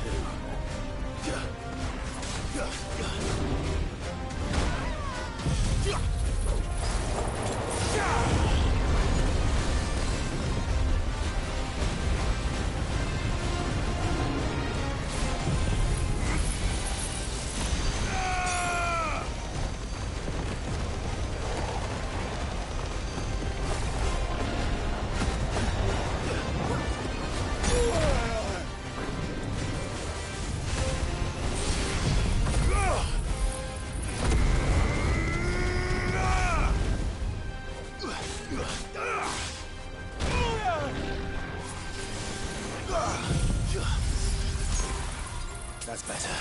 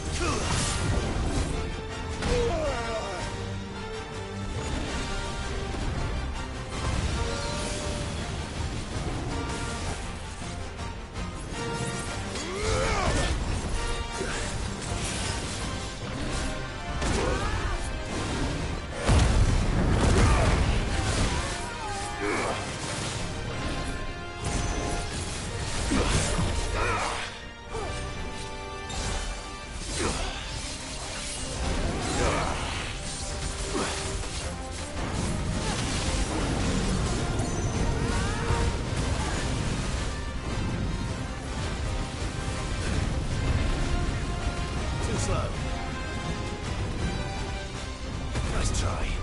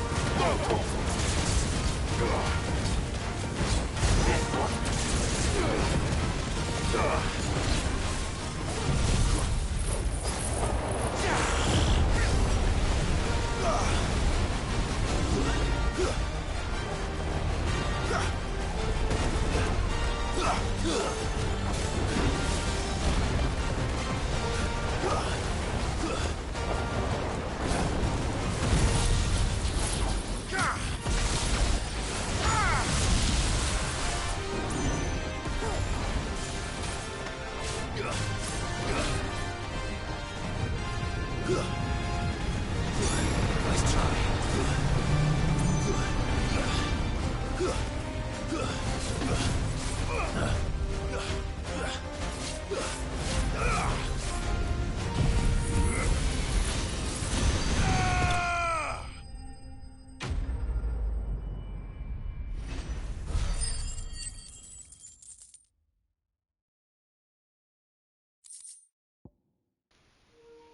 And another piece of Orialcum. No match for you, eh, Torgal?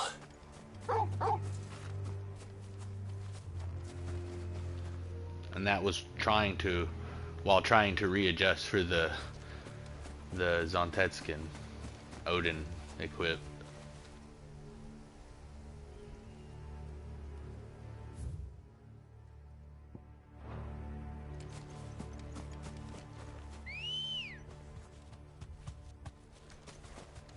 Ready, go? Yeah!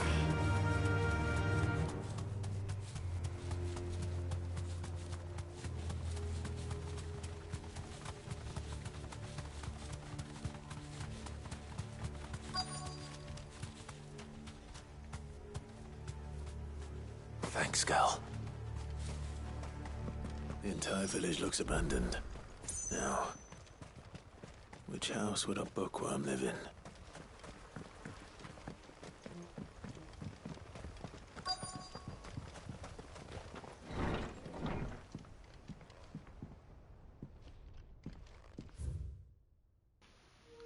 Royal Intelligencer Training Report. In the wake of the tragic fire at Cair Norvent in 873, and the subsequent depletion of our most highly practiced intelligencers, all mainland strongholds were instructed to redouble training in clandestine maneuvers, improvised weaponry, and assassination techniques, and dispatching promising volunteers to Stonehere for inspection.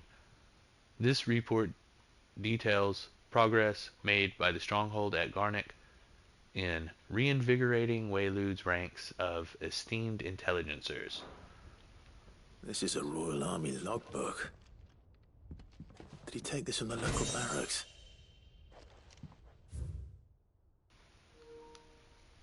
A complete botany of Banes. Ederfotida, or Tail of Wyvern. Iterfotida,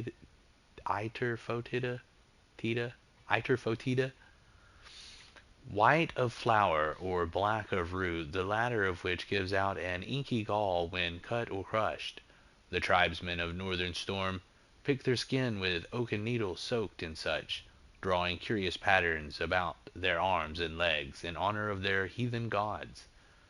The gall is passing toxicate, that a single drop taken by mouth may result in cramps most painful for 5 days and 5 nights, or if applied to a wound, certain death.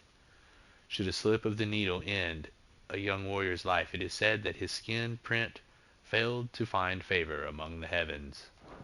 Okay. His interests were certainly varied. The Folklorist Fabulary. The Moogle. No spirit or sprite appears more often in Valestian folks' tales than the humble Moogle, though they are occasionally painted as mischievous souls akin to pixies or imps. Most stories depict them as clumsy yet congenial spirits who delight in helping mankind with their daily labors. They are said to have sweet tooths, leading to the common superstition that one must not leave cakes or other sweet meats uncovered overnight, lest naught remain but crumbs come morning. In appearance, they are described as being covered head to toe in soft white fur, excepting the small dark wings by which they are somehow able to take flight, and the brightly colored pom-poms that protrude from the tops of their heads. And yet there is one detail regarding the Moogle that most find more remarkable than even the orb that tops its brow: the fact that the creatures actually exist. Preposterous, I hear you cry. Everybody knows that Moogles are stuff of legend. I quite agree. but every legend has its basis in truth, and in the case of the Moogle, the fact may not be so dissimilar to the fiction. Ancient bestiaries list the white mole whose feet do not touch the ground among the beasts of the realm, and the illustrations beside the name. Why, it is none other than the Moogle. Of course it is true that the creatures are not known to still survive in the Twins in the modern day. Perhaps their miniature wings carry them to other climes. Perhaps they were hunted to extinction. Or perhaps, just perhaps, they do still live among us, hidden away far from human view.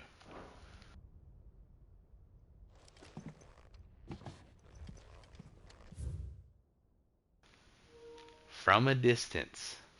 It's the book she was looking for. Chapter 16, The Fall of the Bearers. The emergence of the first magic adepts was widely heralded as a gift from among the gods. Indeed, the title with which those with the gift came to commonly be known is most likely a contradiction of bearer of the heavenly blessing, the wording used by the tribunes of the time. Those born with the blessing were lauded as living crystals and granted high office and plentiful reward for their status as chosen ones. Over the years, this reverence for their kind would become a full-fledged religion led by the bearers themselves, a development that would prove fateful. The divers nations of the time were unanimous of their disapproval of the founding of the church. While the authorities had for years welcomed bearers into positions of power in their own structures of state, they were mistrusting of an organization led by bearers, for bearers. Efforts were immediately made to chasten the church and its followers, banning members from holding office, evicting adherents from their homes, and breaking up meeting by force. The church responded by forming a volunteer army to resist this persecution, and yet it continued, creating a cycle of ever-increasing bloodshed and rancor, and a growing rift between those born with the blessing and those without.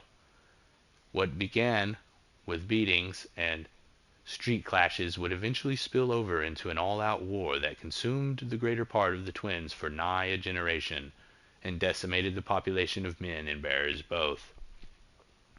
The deluge of blood that stained the land crimson and left an even more lasting mark upon the minds of the Valestian people. After the bearers' last resistance was crushed, the nations of Valisthea came together to sign the Continental Accord that initiated the system of slavery that persists across the realm to this day. Its well-known phrase, "Bearers are other than human," has its roots in the bitter war of the years before, being the unblessed's only excuse for their calamitous refusal to allow the blessed to decide their own destinies. This is it.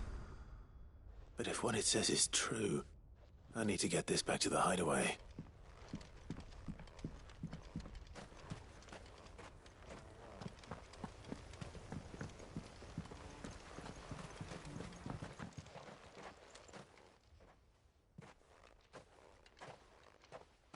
Leaving so soon, stranger? We've been watching you. From a distance, so to speak. Subtle. I know who you are. Then we need not waste time on introductions. Hand me the book. Leave it in our care and return to your life. Your care? Do you mean to burn it, or bury it? That is not my decision to make. But by one means or another, its contents shall be removed from the common record. Then I'll have to politely refuse. I won't let you erase our history. Then we find ourselves at an impasse. Very well. The book can just as easily be pried from your dead hand.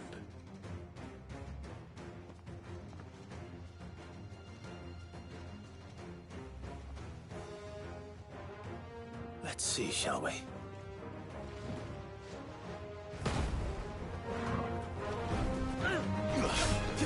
Too slow.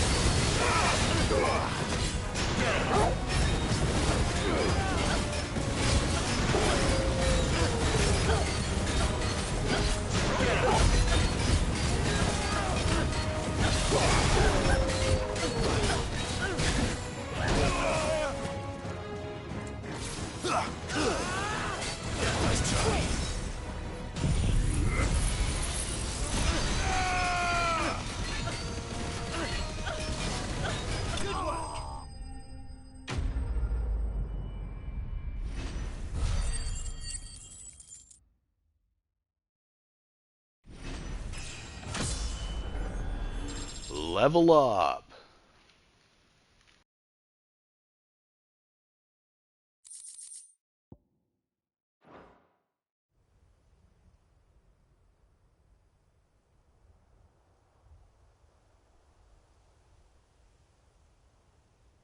Impressive.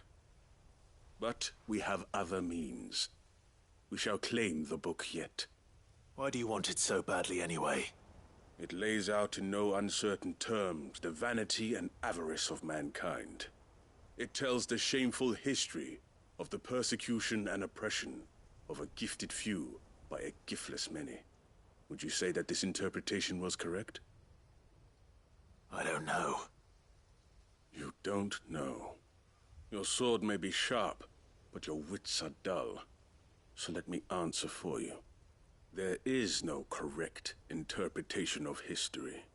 That a series of events took place may be proved beyond a doubt. But there can be no single, immutable explanation as to why they came to pass. It is a question of numbers and of belief. If enough people believe that a set of events occurred for a reason, that belief becomes the truth. So you're trying to control the truth?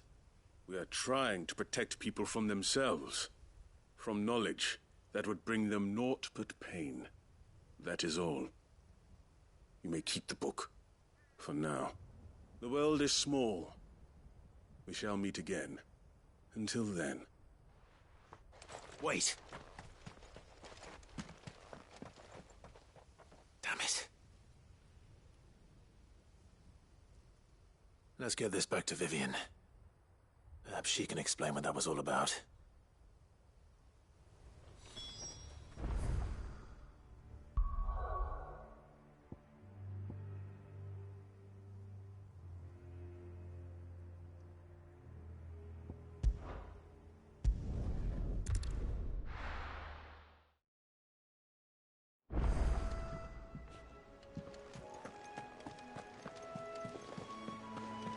There's something about it. I feel like it's...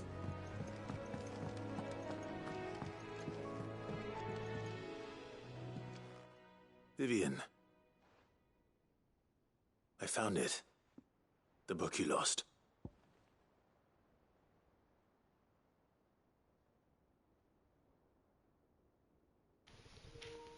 From a distance, no mention is made as to name of the author, whether that is because the title page has been lost to time or because the tome was published anonymously.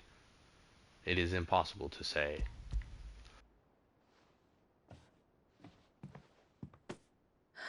You found it. Thank you, Clive. Even though I asked this of you, I was not entirely sure it would be possible. I feared the executors had seized every copy. I met with one of these executors, and I convinced him to let me keep it. He told me something. That the truth is just a matter of collective belief.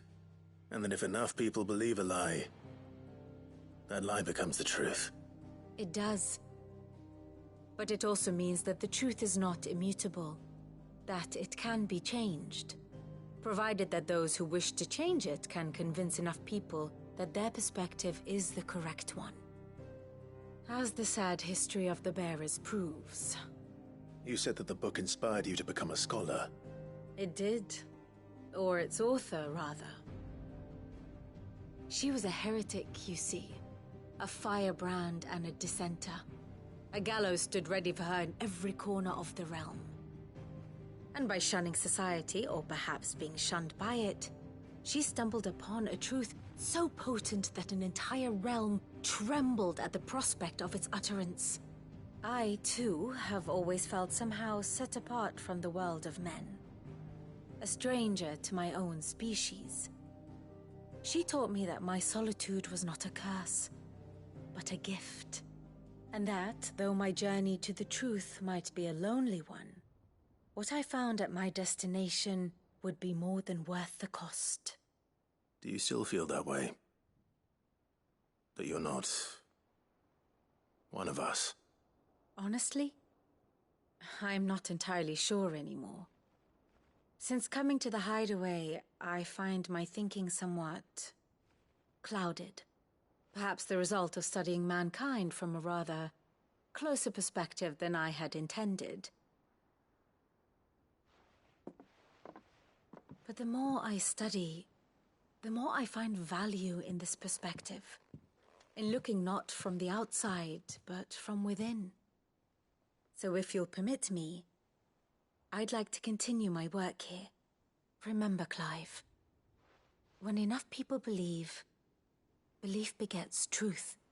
Give the men and women of this benighted world the gift of truth. Make them believe in you, as I do. I'll try, Vivian. I'll try.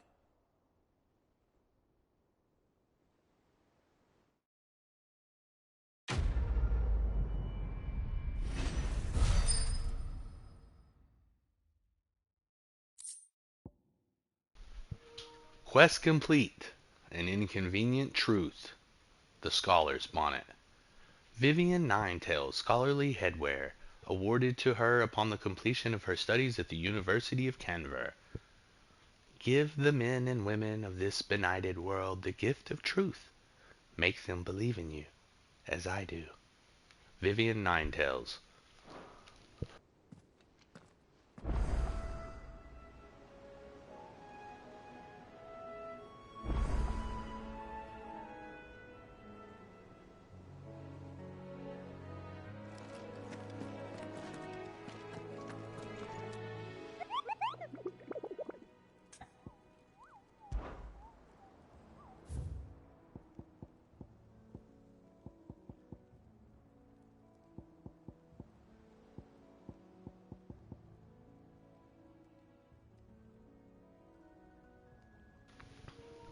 The Wailing Banshee.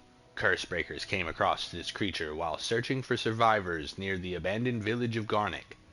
Misled by the abomination's appearance into thinking she might be a local woman, they went to offer their help, but soon it was they who were seeking salvation. The survivors say that they can still hear the screams, both those of the white and those of their fallen comrades. Garnick Waylude.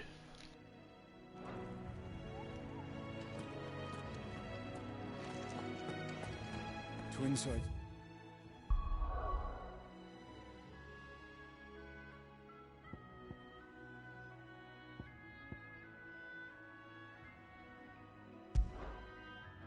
Hundreds of leagues away.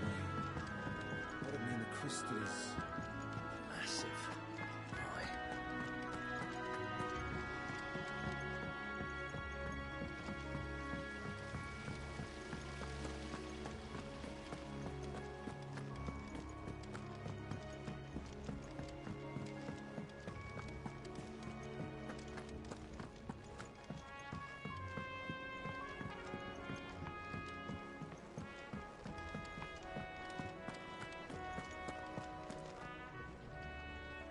I hear that you traveled to Ash, Cid. Did you by any chance recover the names of my fallen friends? I did. Yes.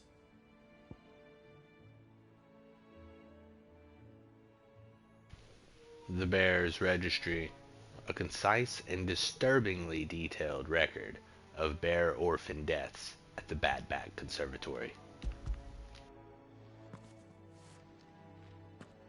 If I may? The Bearer Registry.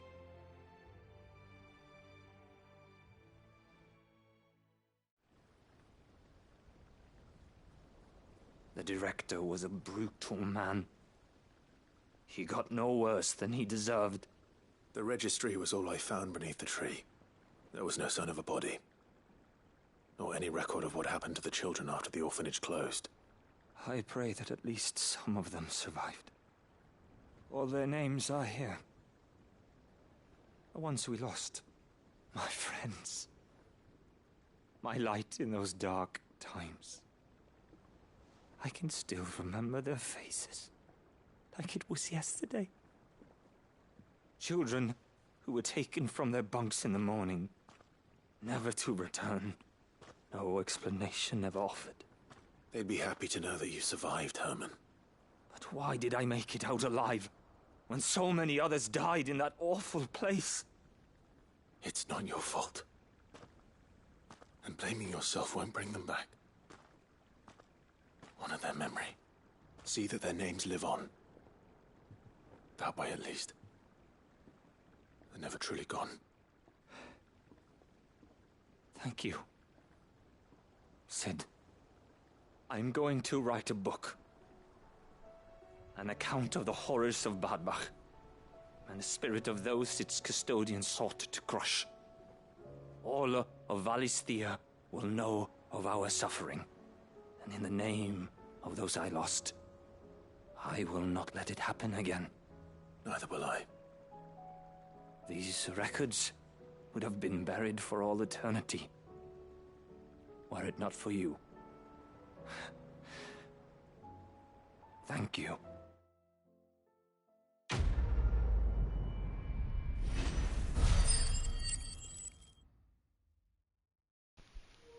Quest complete. Litany of Errors. The Breath of Ice.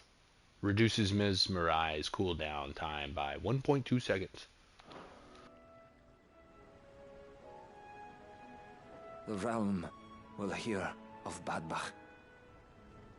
And I pray that the tale of my fallen friends will spare future generations the horror we endured. Thank you for helping keep their memory alive.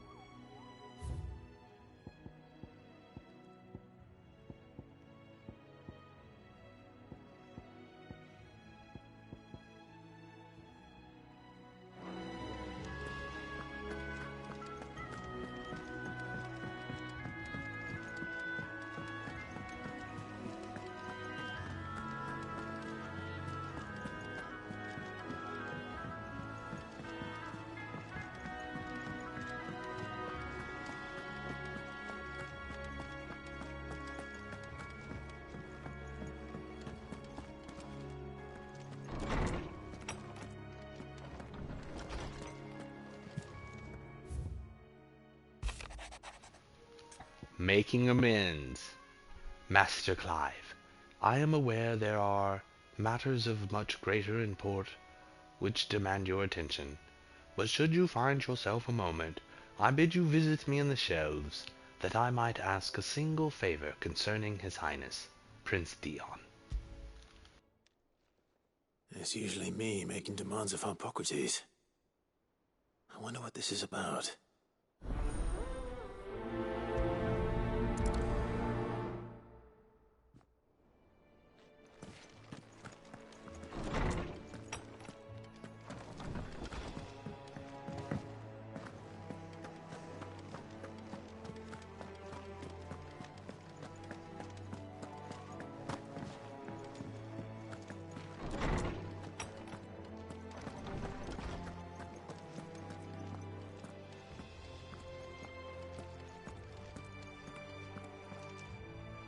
Lawsman Hippocrates, I received your note.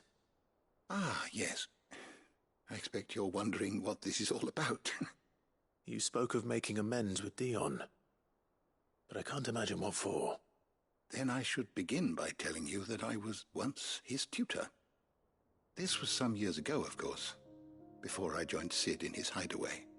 At that time, I was counted among the foremost scholars of Oriflamme, and was accordingly invited to the palace to supervise the young prince's education, all to ensure that the future emperor had a firm grounding in, well, everything an emperor should. History, religion, commerce, government. Alas, our time together was cut short when Dion left to join the Dragoons. His studies no longer being deemed necessary. I had not expected to meet with him again, least of all here. Have you spoken with him? No, I have yet to find the right moment. His Highness always seems so preoccupied, especially when alone. I would not wish to disturb his ruminations with idle words of greeting, not when I know he dwells upon the evil Ultima had him commit in the Dominion. The guilt weighs heavily on him, I know. But as you say, that was Ultima's doing. Surely you can't blame yourself. When I first met him, it was not guilt, but his people's expectations that weighed heavily upon him, and I did nothing to ease that burden. He bore it alone, until the day he could not bear it any longer. It is one of my greatest regrets that I only ever offered him my wisdom, when what he truly needed was friendship. The blame for Dion's transgressions lies not only on his shoulders, but on mine. I see. I'm ready to help you in any way that I can. Then I beg that you bring me a wild wyvern tail. Apothecaries across the ages agree that even to glimpse such a flower is to be granted inner solace. Fabulists and fraudsters all, of course. But there is oft a seed of truth to be found where even the most outlandish opinions align. Well, it can't hurt to try. Where can I find this flower? And how will I know it? You have seen cultivated wyvern tails before, I trust. The lily-white blossoms from whose roots the poisonous ink for the brand is distilled. Well, those which grow in the wild differ only in their purple hue. The harsher the environment in which they are raised, the deeper the colour. There is a waterfall in Rickmal's roost across the strait, where the flowers once grew in abundance. Whether they still survive there, I know not. But try as I might, I can find no likelier location. It's all right. I'll find you a wyvern tail one way or another. Thank you, Clive. And please, be safe.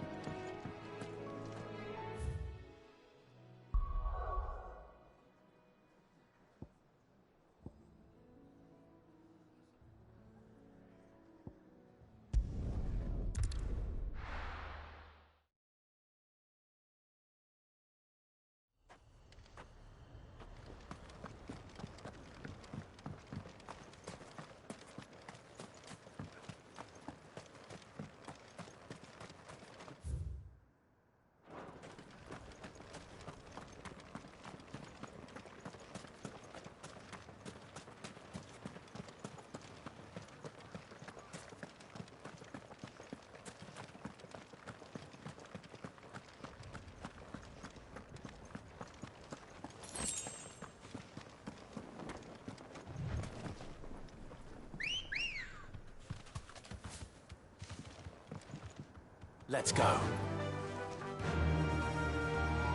Fly, Ambrosia.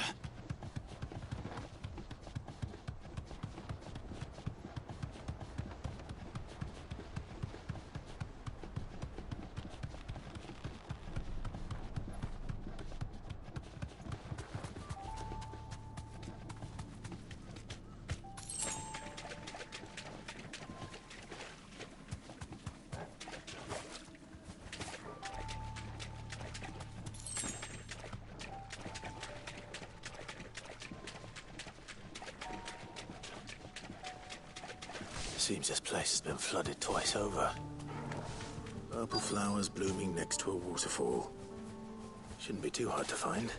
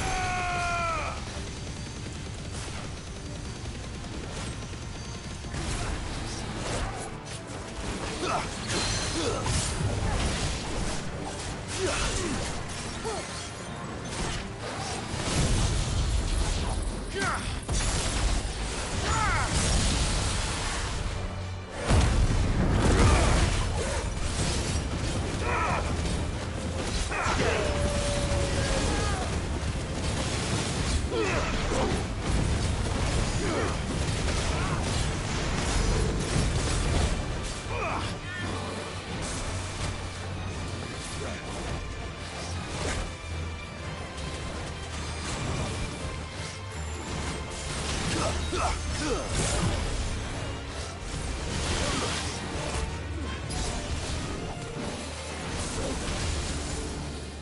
slow.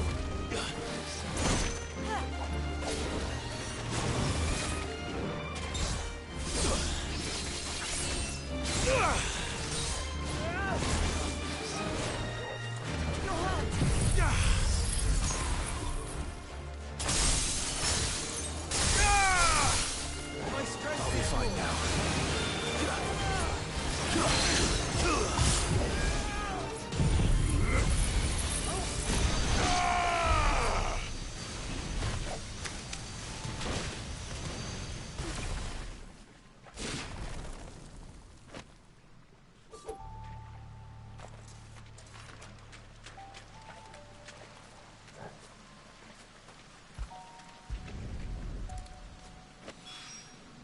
Here they are. Might as well pick enough for a bunch, I suppose.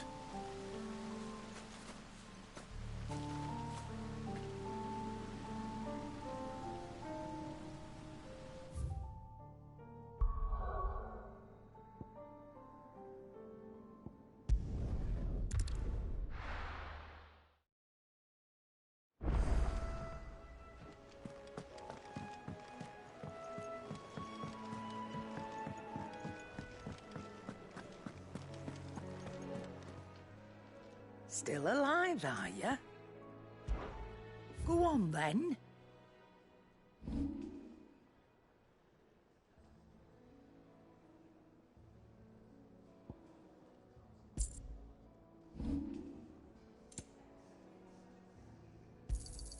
You'll not find a better price than that.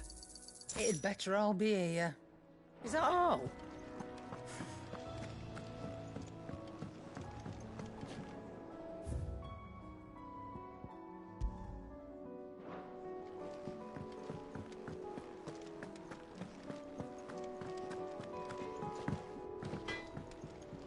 So what do I owe the honor? What do you want?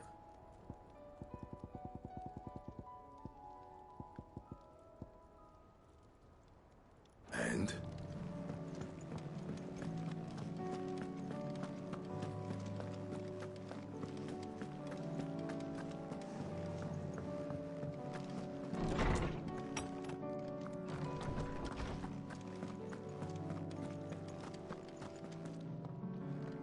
Oarsman, I found the flowers you were looking for. You did? I think I did.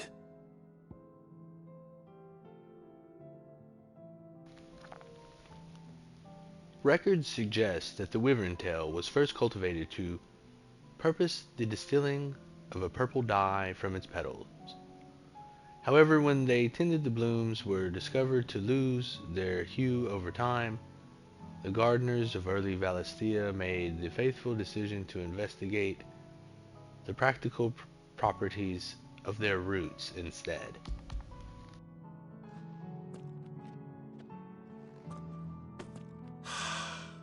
You did indeed. My dear boy, thank you. You wanted to make Dion a gift of one, did you not? Shall I invite him to join us? Oh, I don't... It's no trouble. I'll go and fetch him.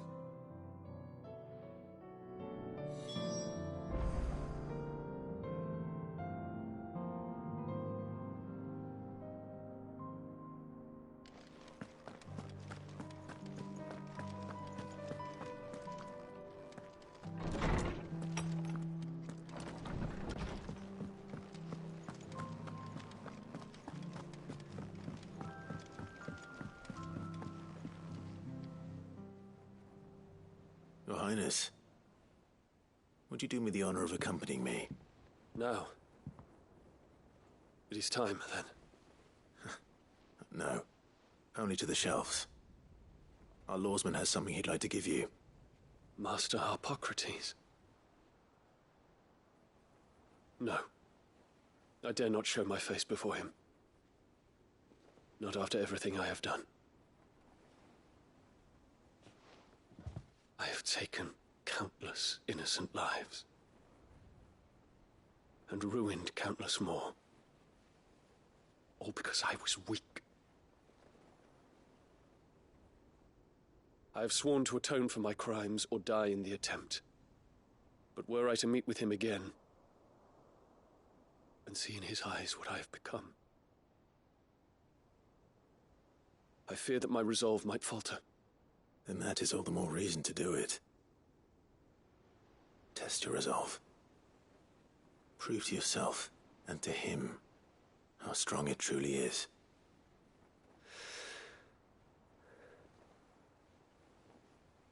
You are right. I must, at the very least, offer him my gratitude. Very well, then. Take me to him. Follow me.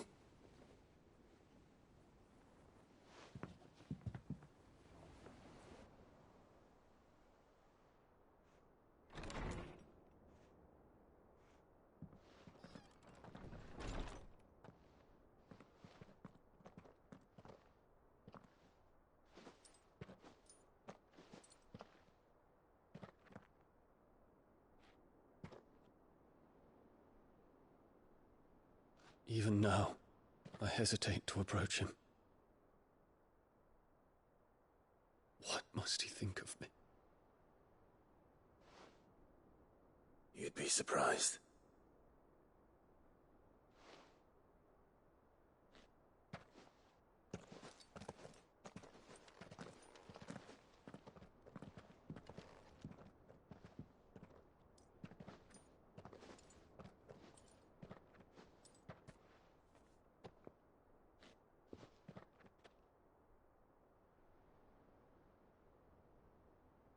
Master Harpocrates, pray, accept my apologies for leaving your tutelage before my studies were complete.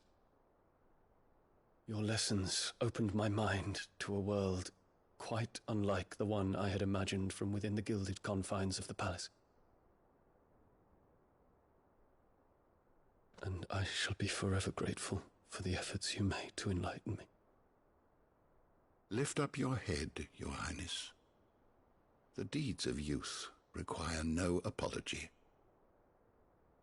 That you took the time to visit me says much about the man you have become. Now, there is something I would like to show you.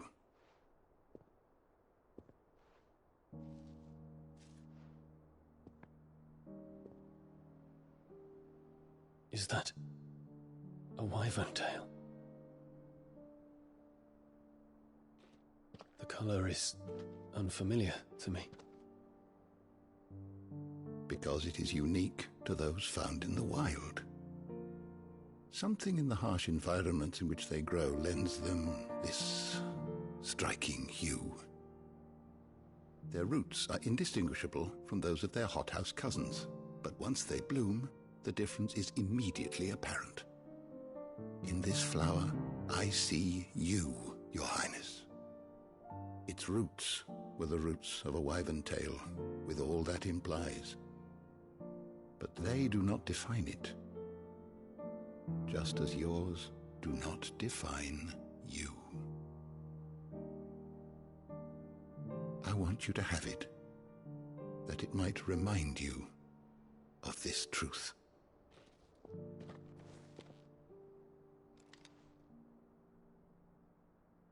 Master Harpocrates, I would ask of you a service.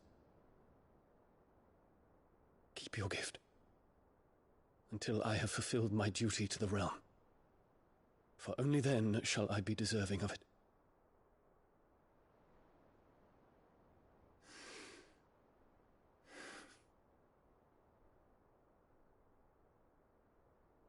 As you wish, Your Highness. I shall await your return.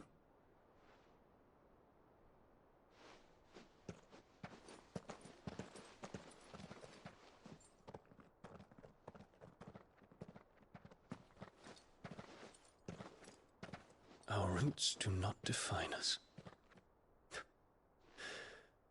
No wonder my stepmother didn't like him. For reuniting me with memories I had thought long lost.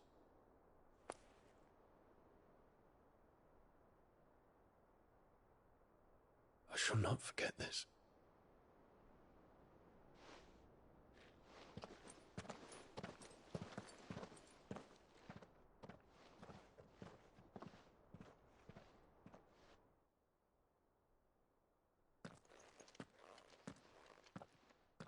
Thank you, Clive.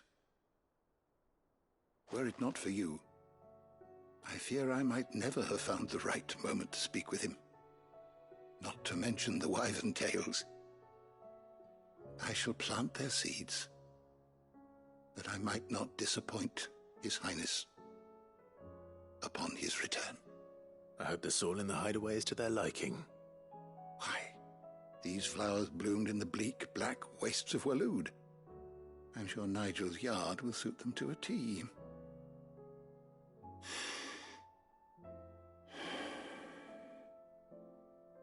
When it comes to expressing one's gratitude, I find that words are seldom sufficient.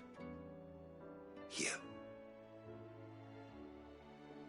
What's this? A stolas quill. Or more precisely, my stolas quill. 'Tis said that an owl's feathers are steeped in the wishes it hears over its long lifetime. All those words just waiting to pour out onto the page. So consider this my wish for you. That one day you may put down your sword and pick up that pen. Well, when that day comes, I'll certainly have a lot to write about. Thank you, Harpocrates. It shall have pride of place in my chamber. Quest complete. A tale to tell. The Stolas Quill. Loresman Harpocrates' best loved writing implement, whose nib has scribed many a learned tome. Scribed. 'Tis said that an owl's feathers are steeped in the wishes it hears over its long lifetime. All those words just waiting to pour out onto the page. Harpocrates. And Bahamut's Mercy reduces Gigaflare cooldown time by 6 seconds. That's what I like to hear.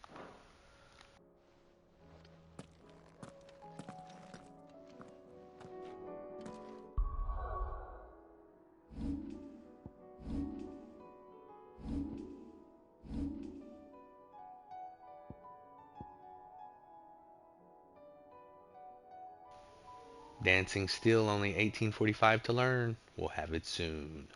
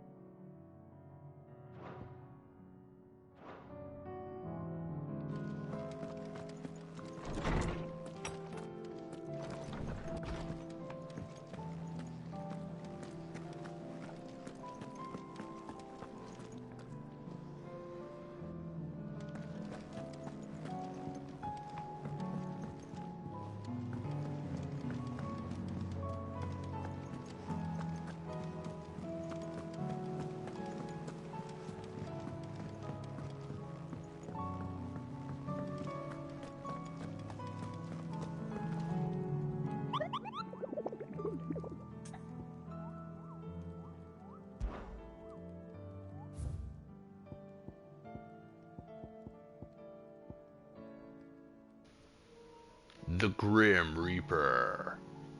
There is a saying among the Imperial soldiers of Northreach garrison, steer clear of the drowned tower, lest the spectre sickle reap your root. They speak in typically uncouth terms of the thrall that dwells within the ether flood, one whose frightful aspect and command over lesser minions would appear to mark him as a high-ranking member of his species. Location: Cape Osir, Sambrek.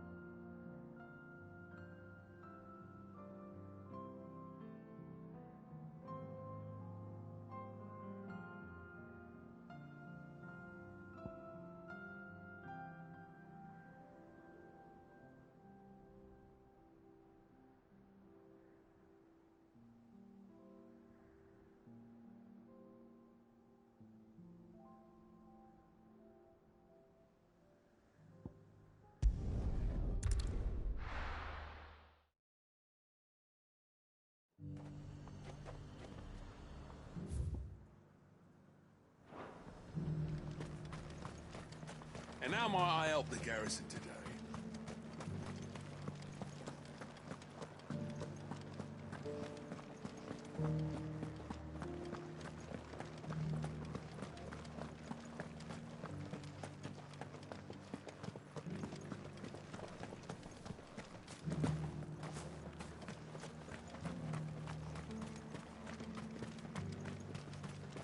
Those things didn't fight like men.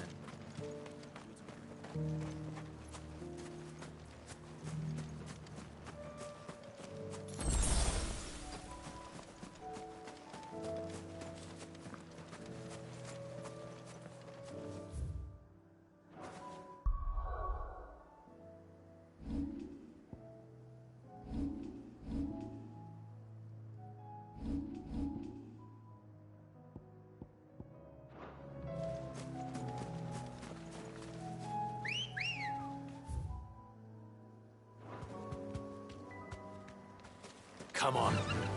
Faster!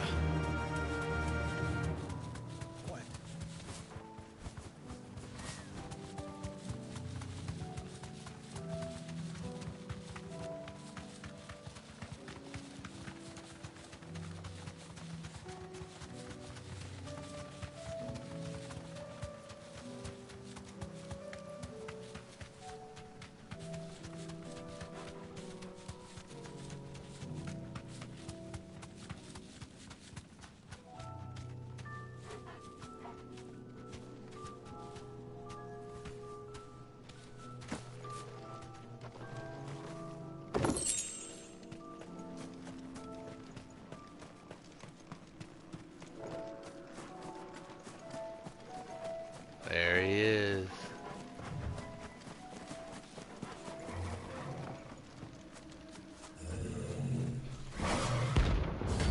The Prince of Death.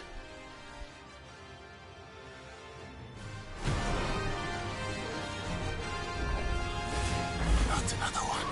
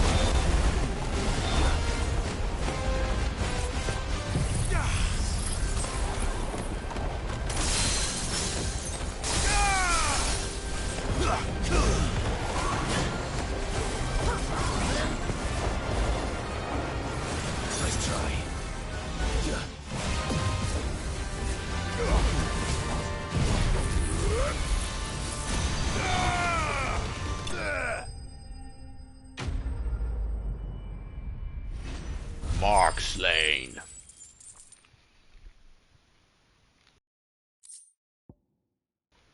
And that crucial final piece of Darksteel. I'm getting tired of these things.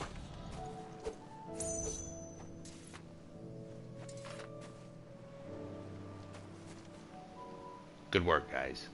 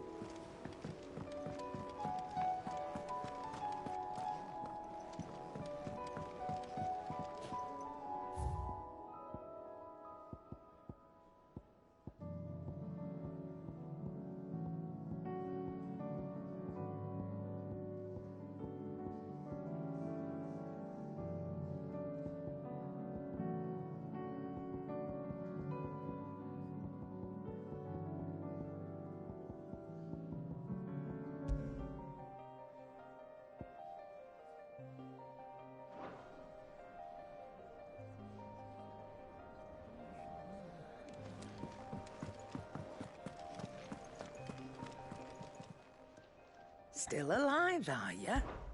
If you're gonna buy some, be quick about it.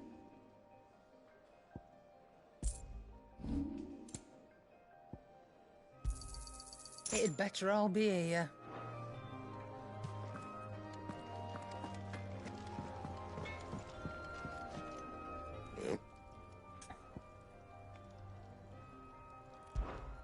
What do you want?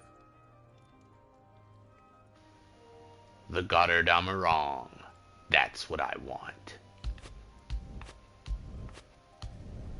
Should last you a good while. Oh yeah. Imagine it will, being that it's the best sword in the game. That it? Fine. So nonchalant.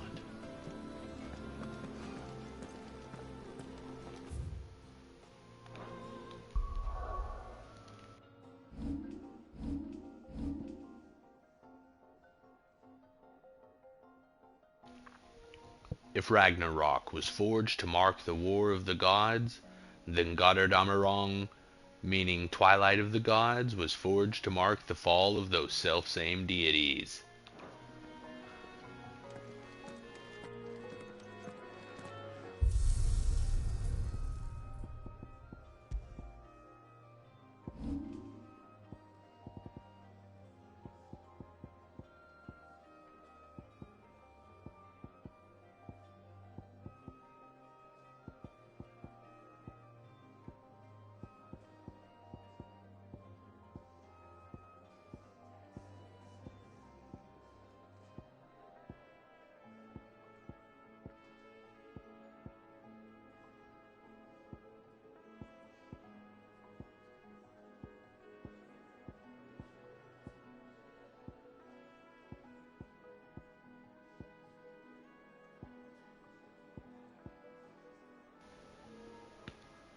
I guess the Goddard-Amarong and the Ragnarok look the same. It's like upgraded version or something. I'm not seeing another skin here, so.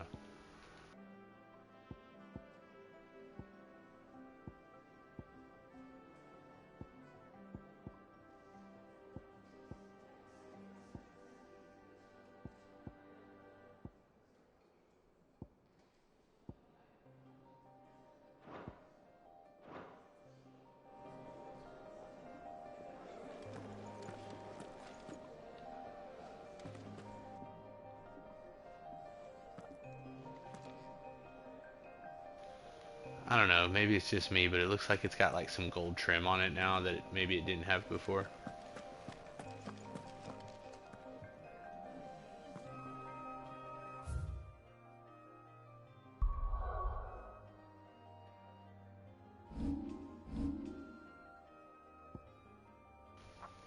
And Dancing Steel ability unlocked.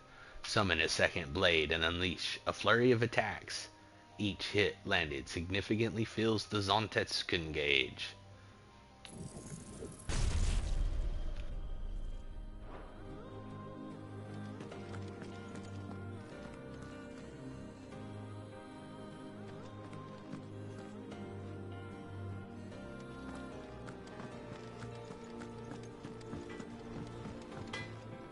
Trouble with your gear, or...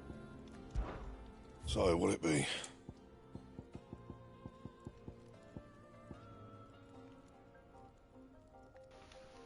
And for the Ouroboros belt, we only need another piece of Orialcum. Anything else? First the skies, then the crystal. What next? The advent of Great Kriega herself.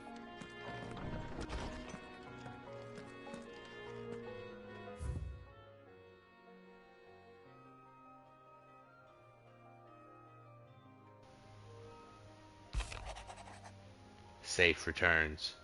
Thank you, Clive, for ever indulging the whims of this doddering old soul.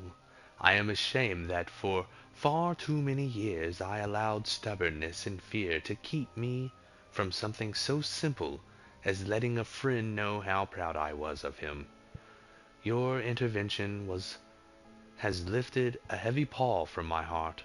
Perhaps, upon your triumphant return from the skies, you might be inclined to set to page that quill I gifted you.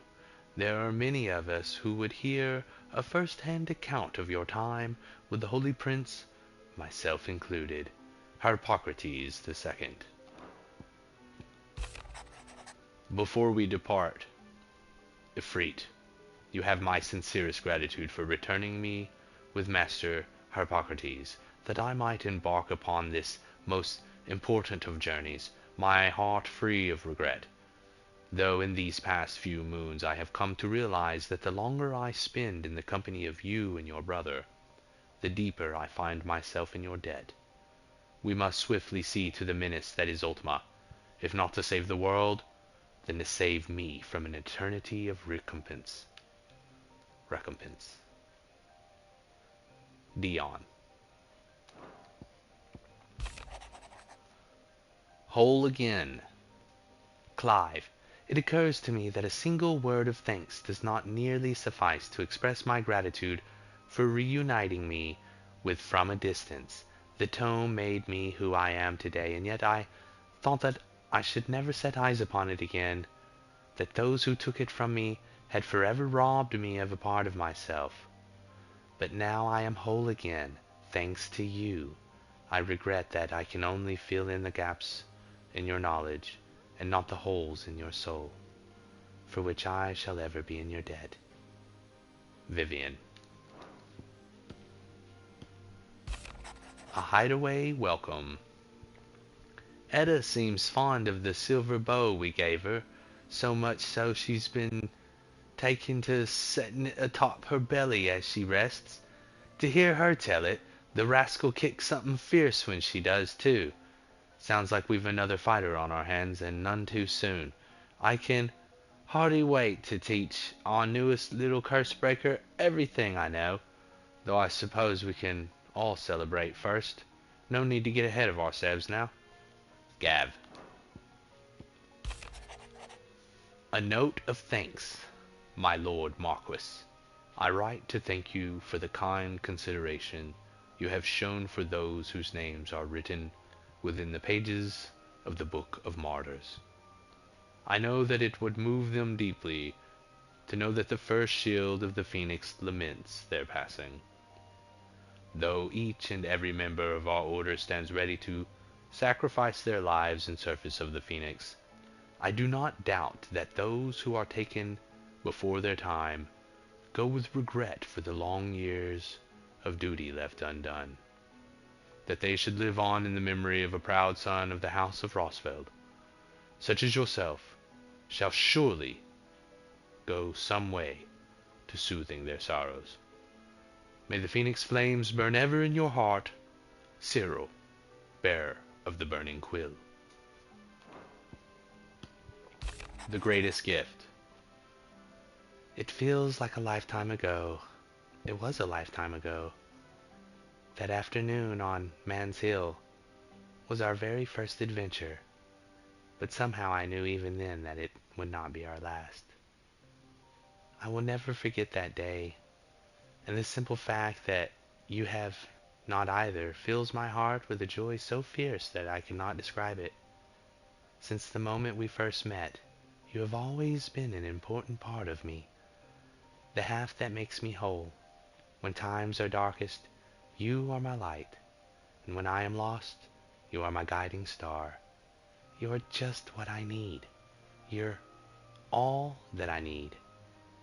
You're the greatest gift, Jill.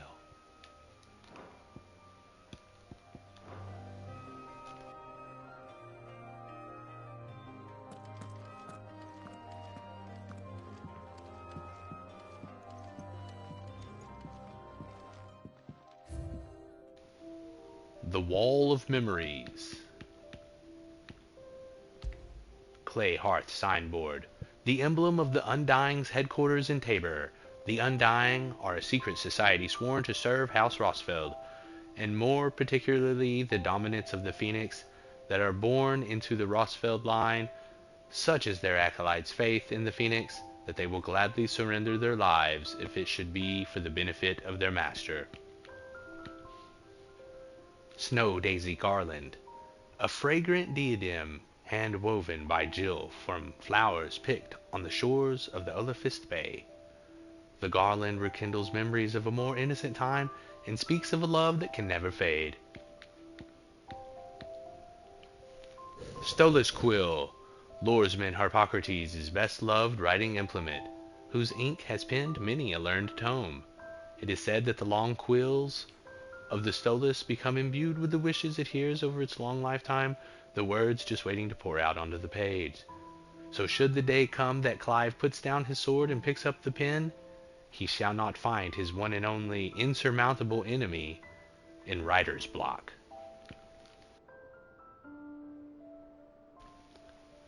Scholar's Bonnet. Vivian Ninetales' academic cap, awarded to her upon her graduation from the University of Canver. Now Vivian shares her learning with Clive, the gift of the bonnet serving as a pledge that so long as they remain together, her knowledge shall be as much his as it is her own. The Winter Mead, a gift from Gav. This potent potable is made from honey collected in the Northern Territories, short summers, and fermented slowly over the next 6 moons. Despite an obvious inability to hold his drink, Gav has insisted that he be allowed to share the bottle when the time comes to crack the seal.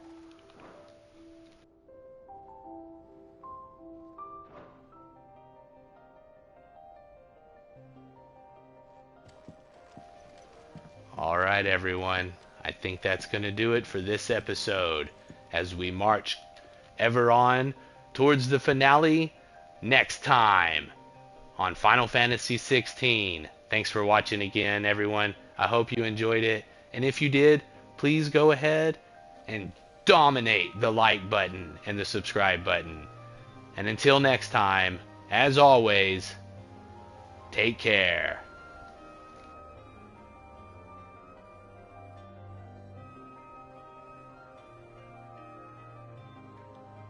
Clive, do you have a moment? Of course. Always. I wanted to give you something. Is this? I stitched it from the cloth you gave Hortense. The piece she said you liked best. I told her I used to enjoy needlework, but I didn't think she'd remember. It's beautiful, Jill. You didn't have to. When I was very little, I recall my mother telling me that young ladies of the court would give knights ribbons from their hair before they went off to war. I still wear mine, so I made you this instead. Red is the color of passion, the fire in your heart. Fierce and bright, it binds you and your brother, you and your friends, you and me. Our bond. May it never be broken. And may it ever bring you back to me. I will always, always be here. Thank you, Jill.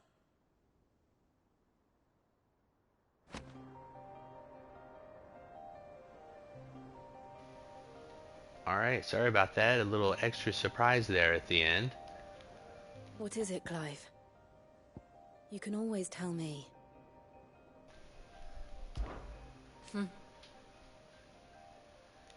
I still can't believe you remembered that day on Man's Hill. For so long. Our lives have been defined by loss, but our memories, those no one can take. And if they truly are the only things we can hold on to, then I want more. So when this is over... Let's travel the world and make new ones, and I will hoard them as a dragon does her gold. For my memories with you are the most precious of all. Somewhere in the back of my mind. I always knew it would come to this. It was only ever going to end this way. Jill, either Ultima dies or we do. I know. But I still don't think I'm ready for it, and the thought of what you have to do makes me want to cry. Then cry, shout, scream, laugh, do whatever you feel. Our feelings make us who we are. Make us better than Ultima. Thank you. But a long time ago I swore that only the stars would see me cry. And so for now? I'll save my tears until the clouds part and the heavens return. Be strong, Clive. The game always likes to throw me one more curveball. Okay. I thought maybe we would get another thing. We're missing two things. But as I said, we'll get those next time as we pick up on the final march towards the finale. Thanks again, guys. Take it easy.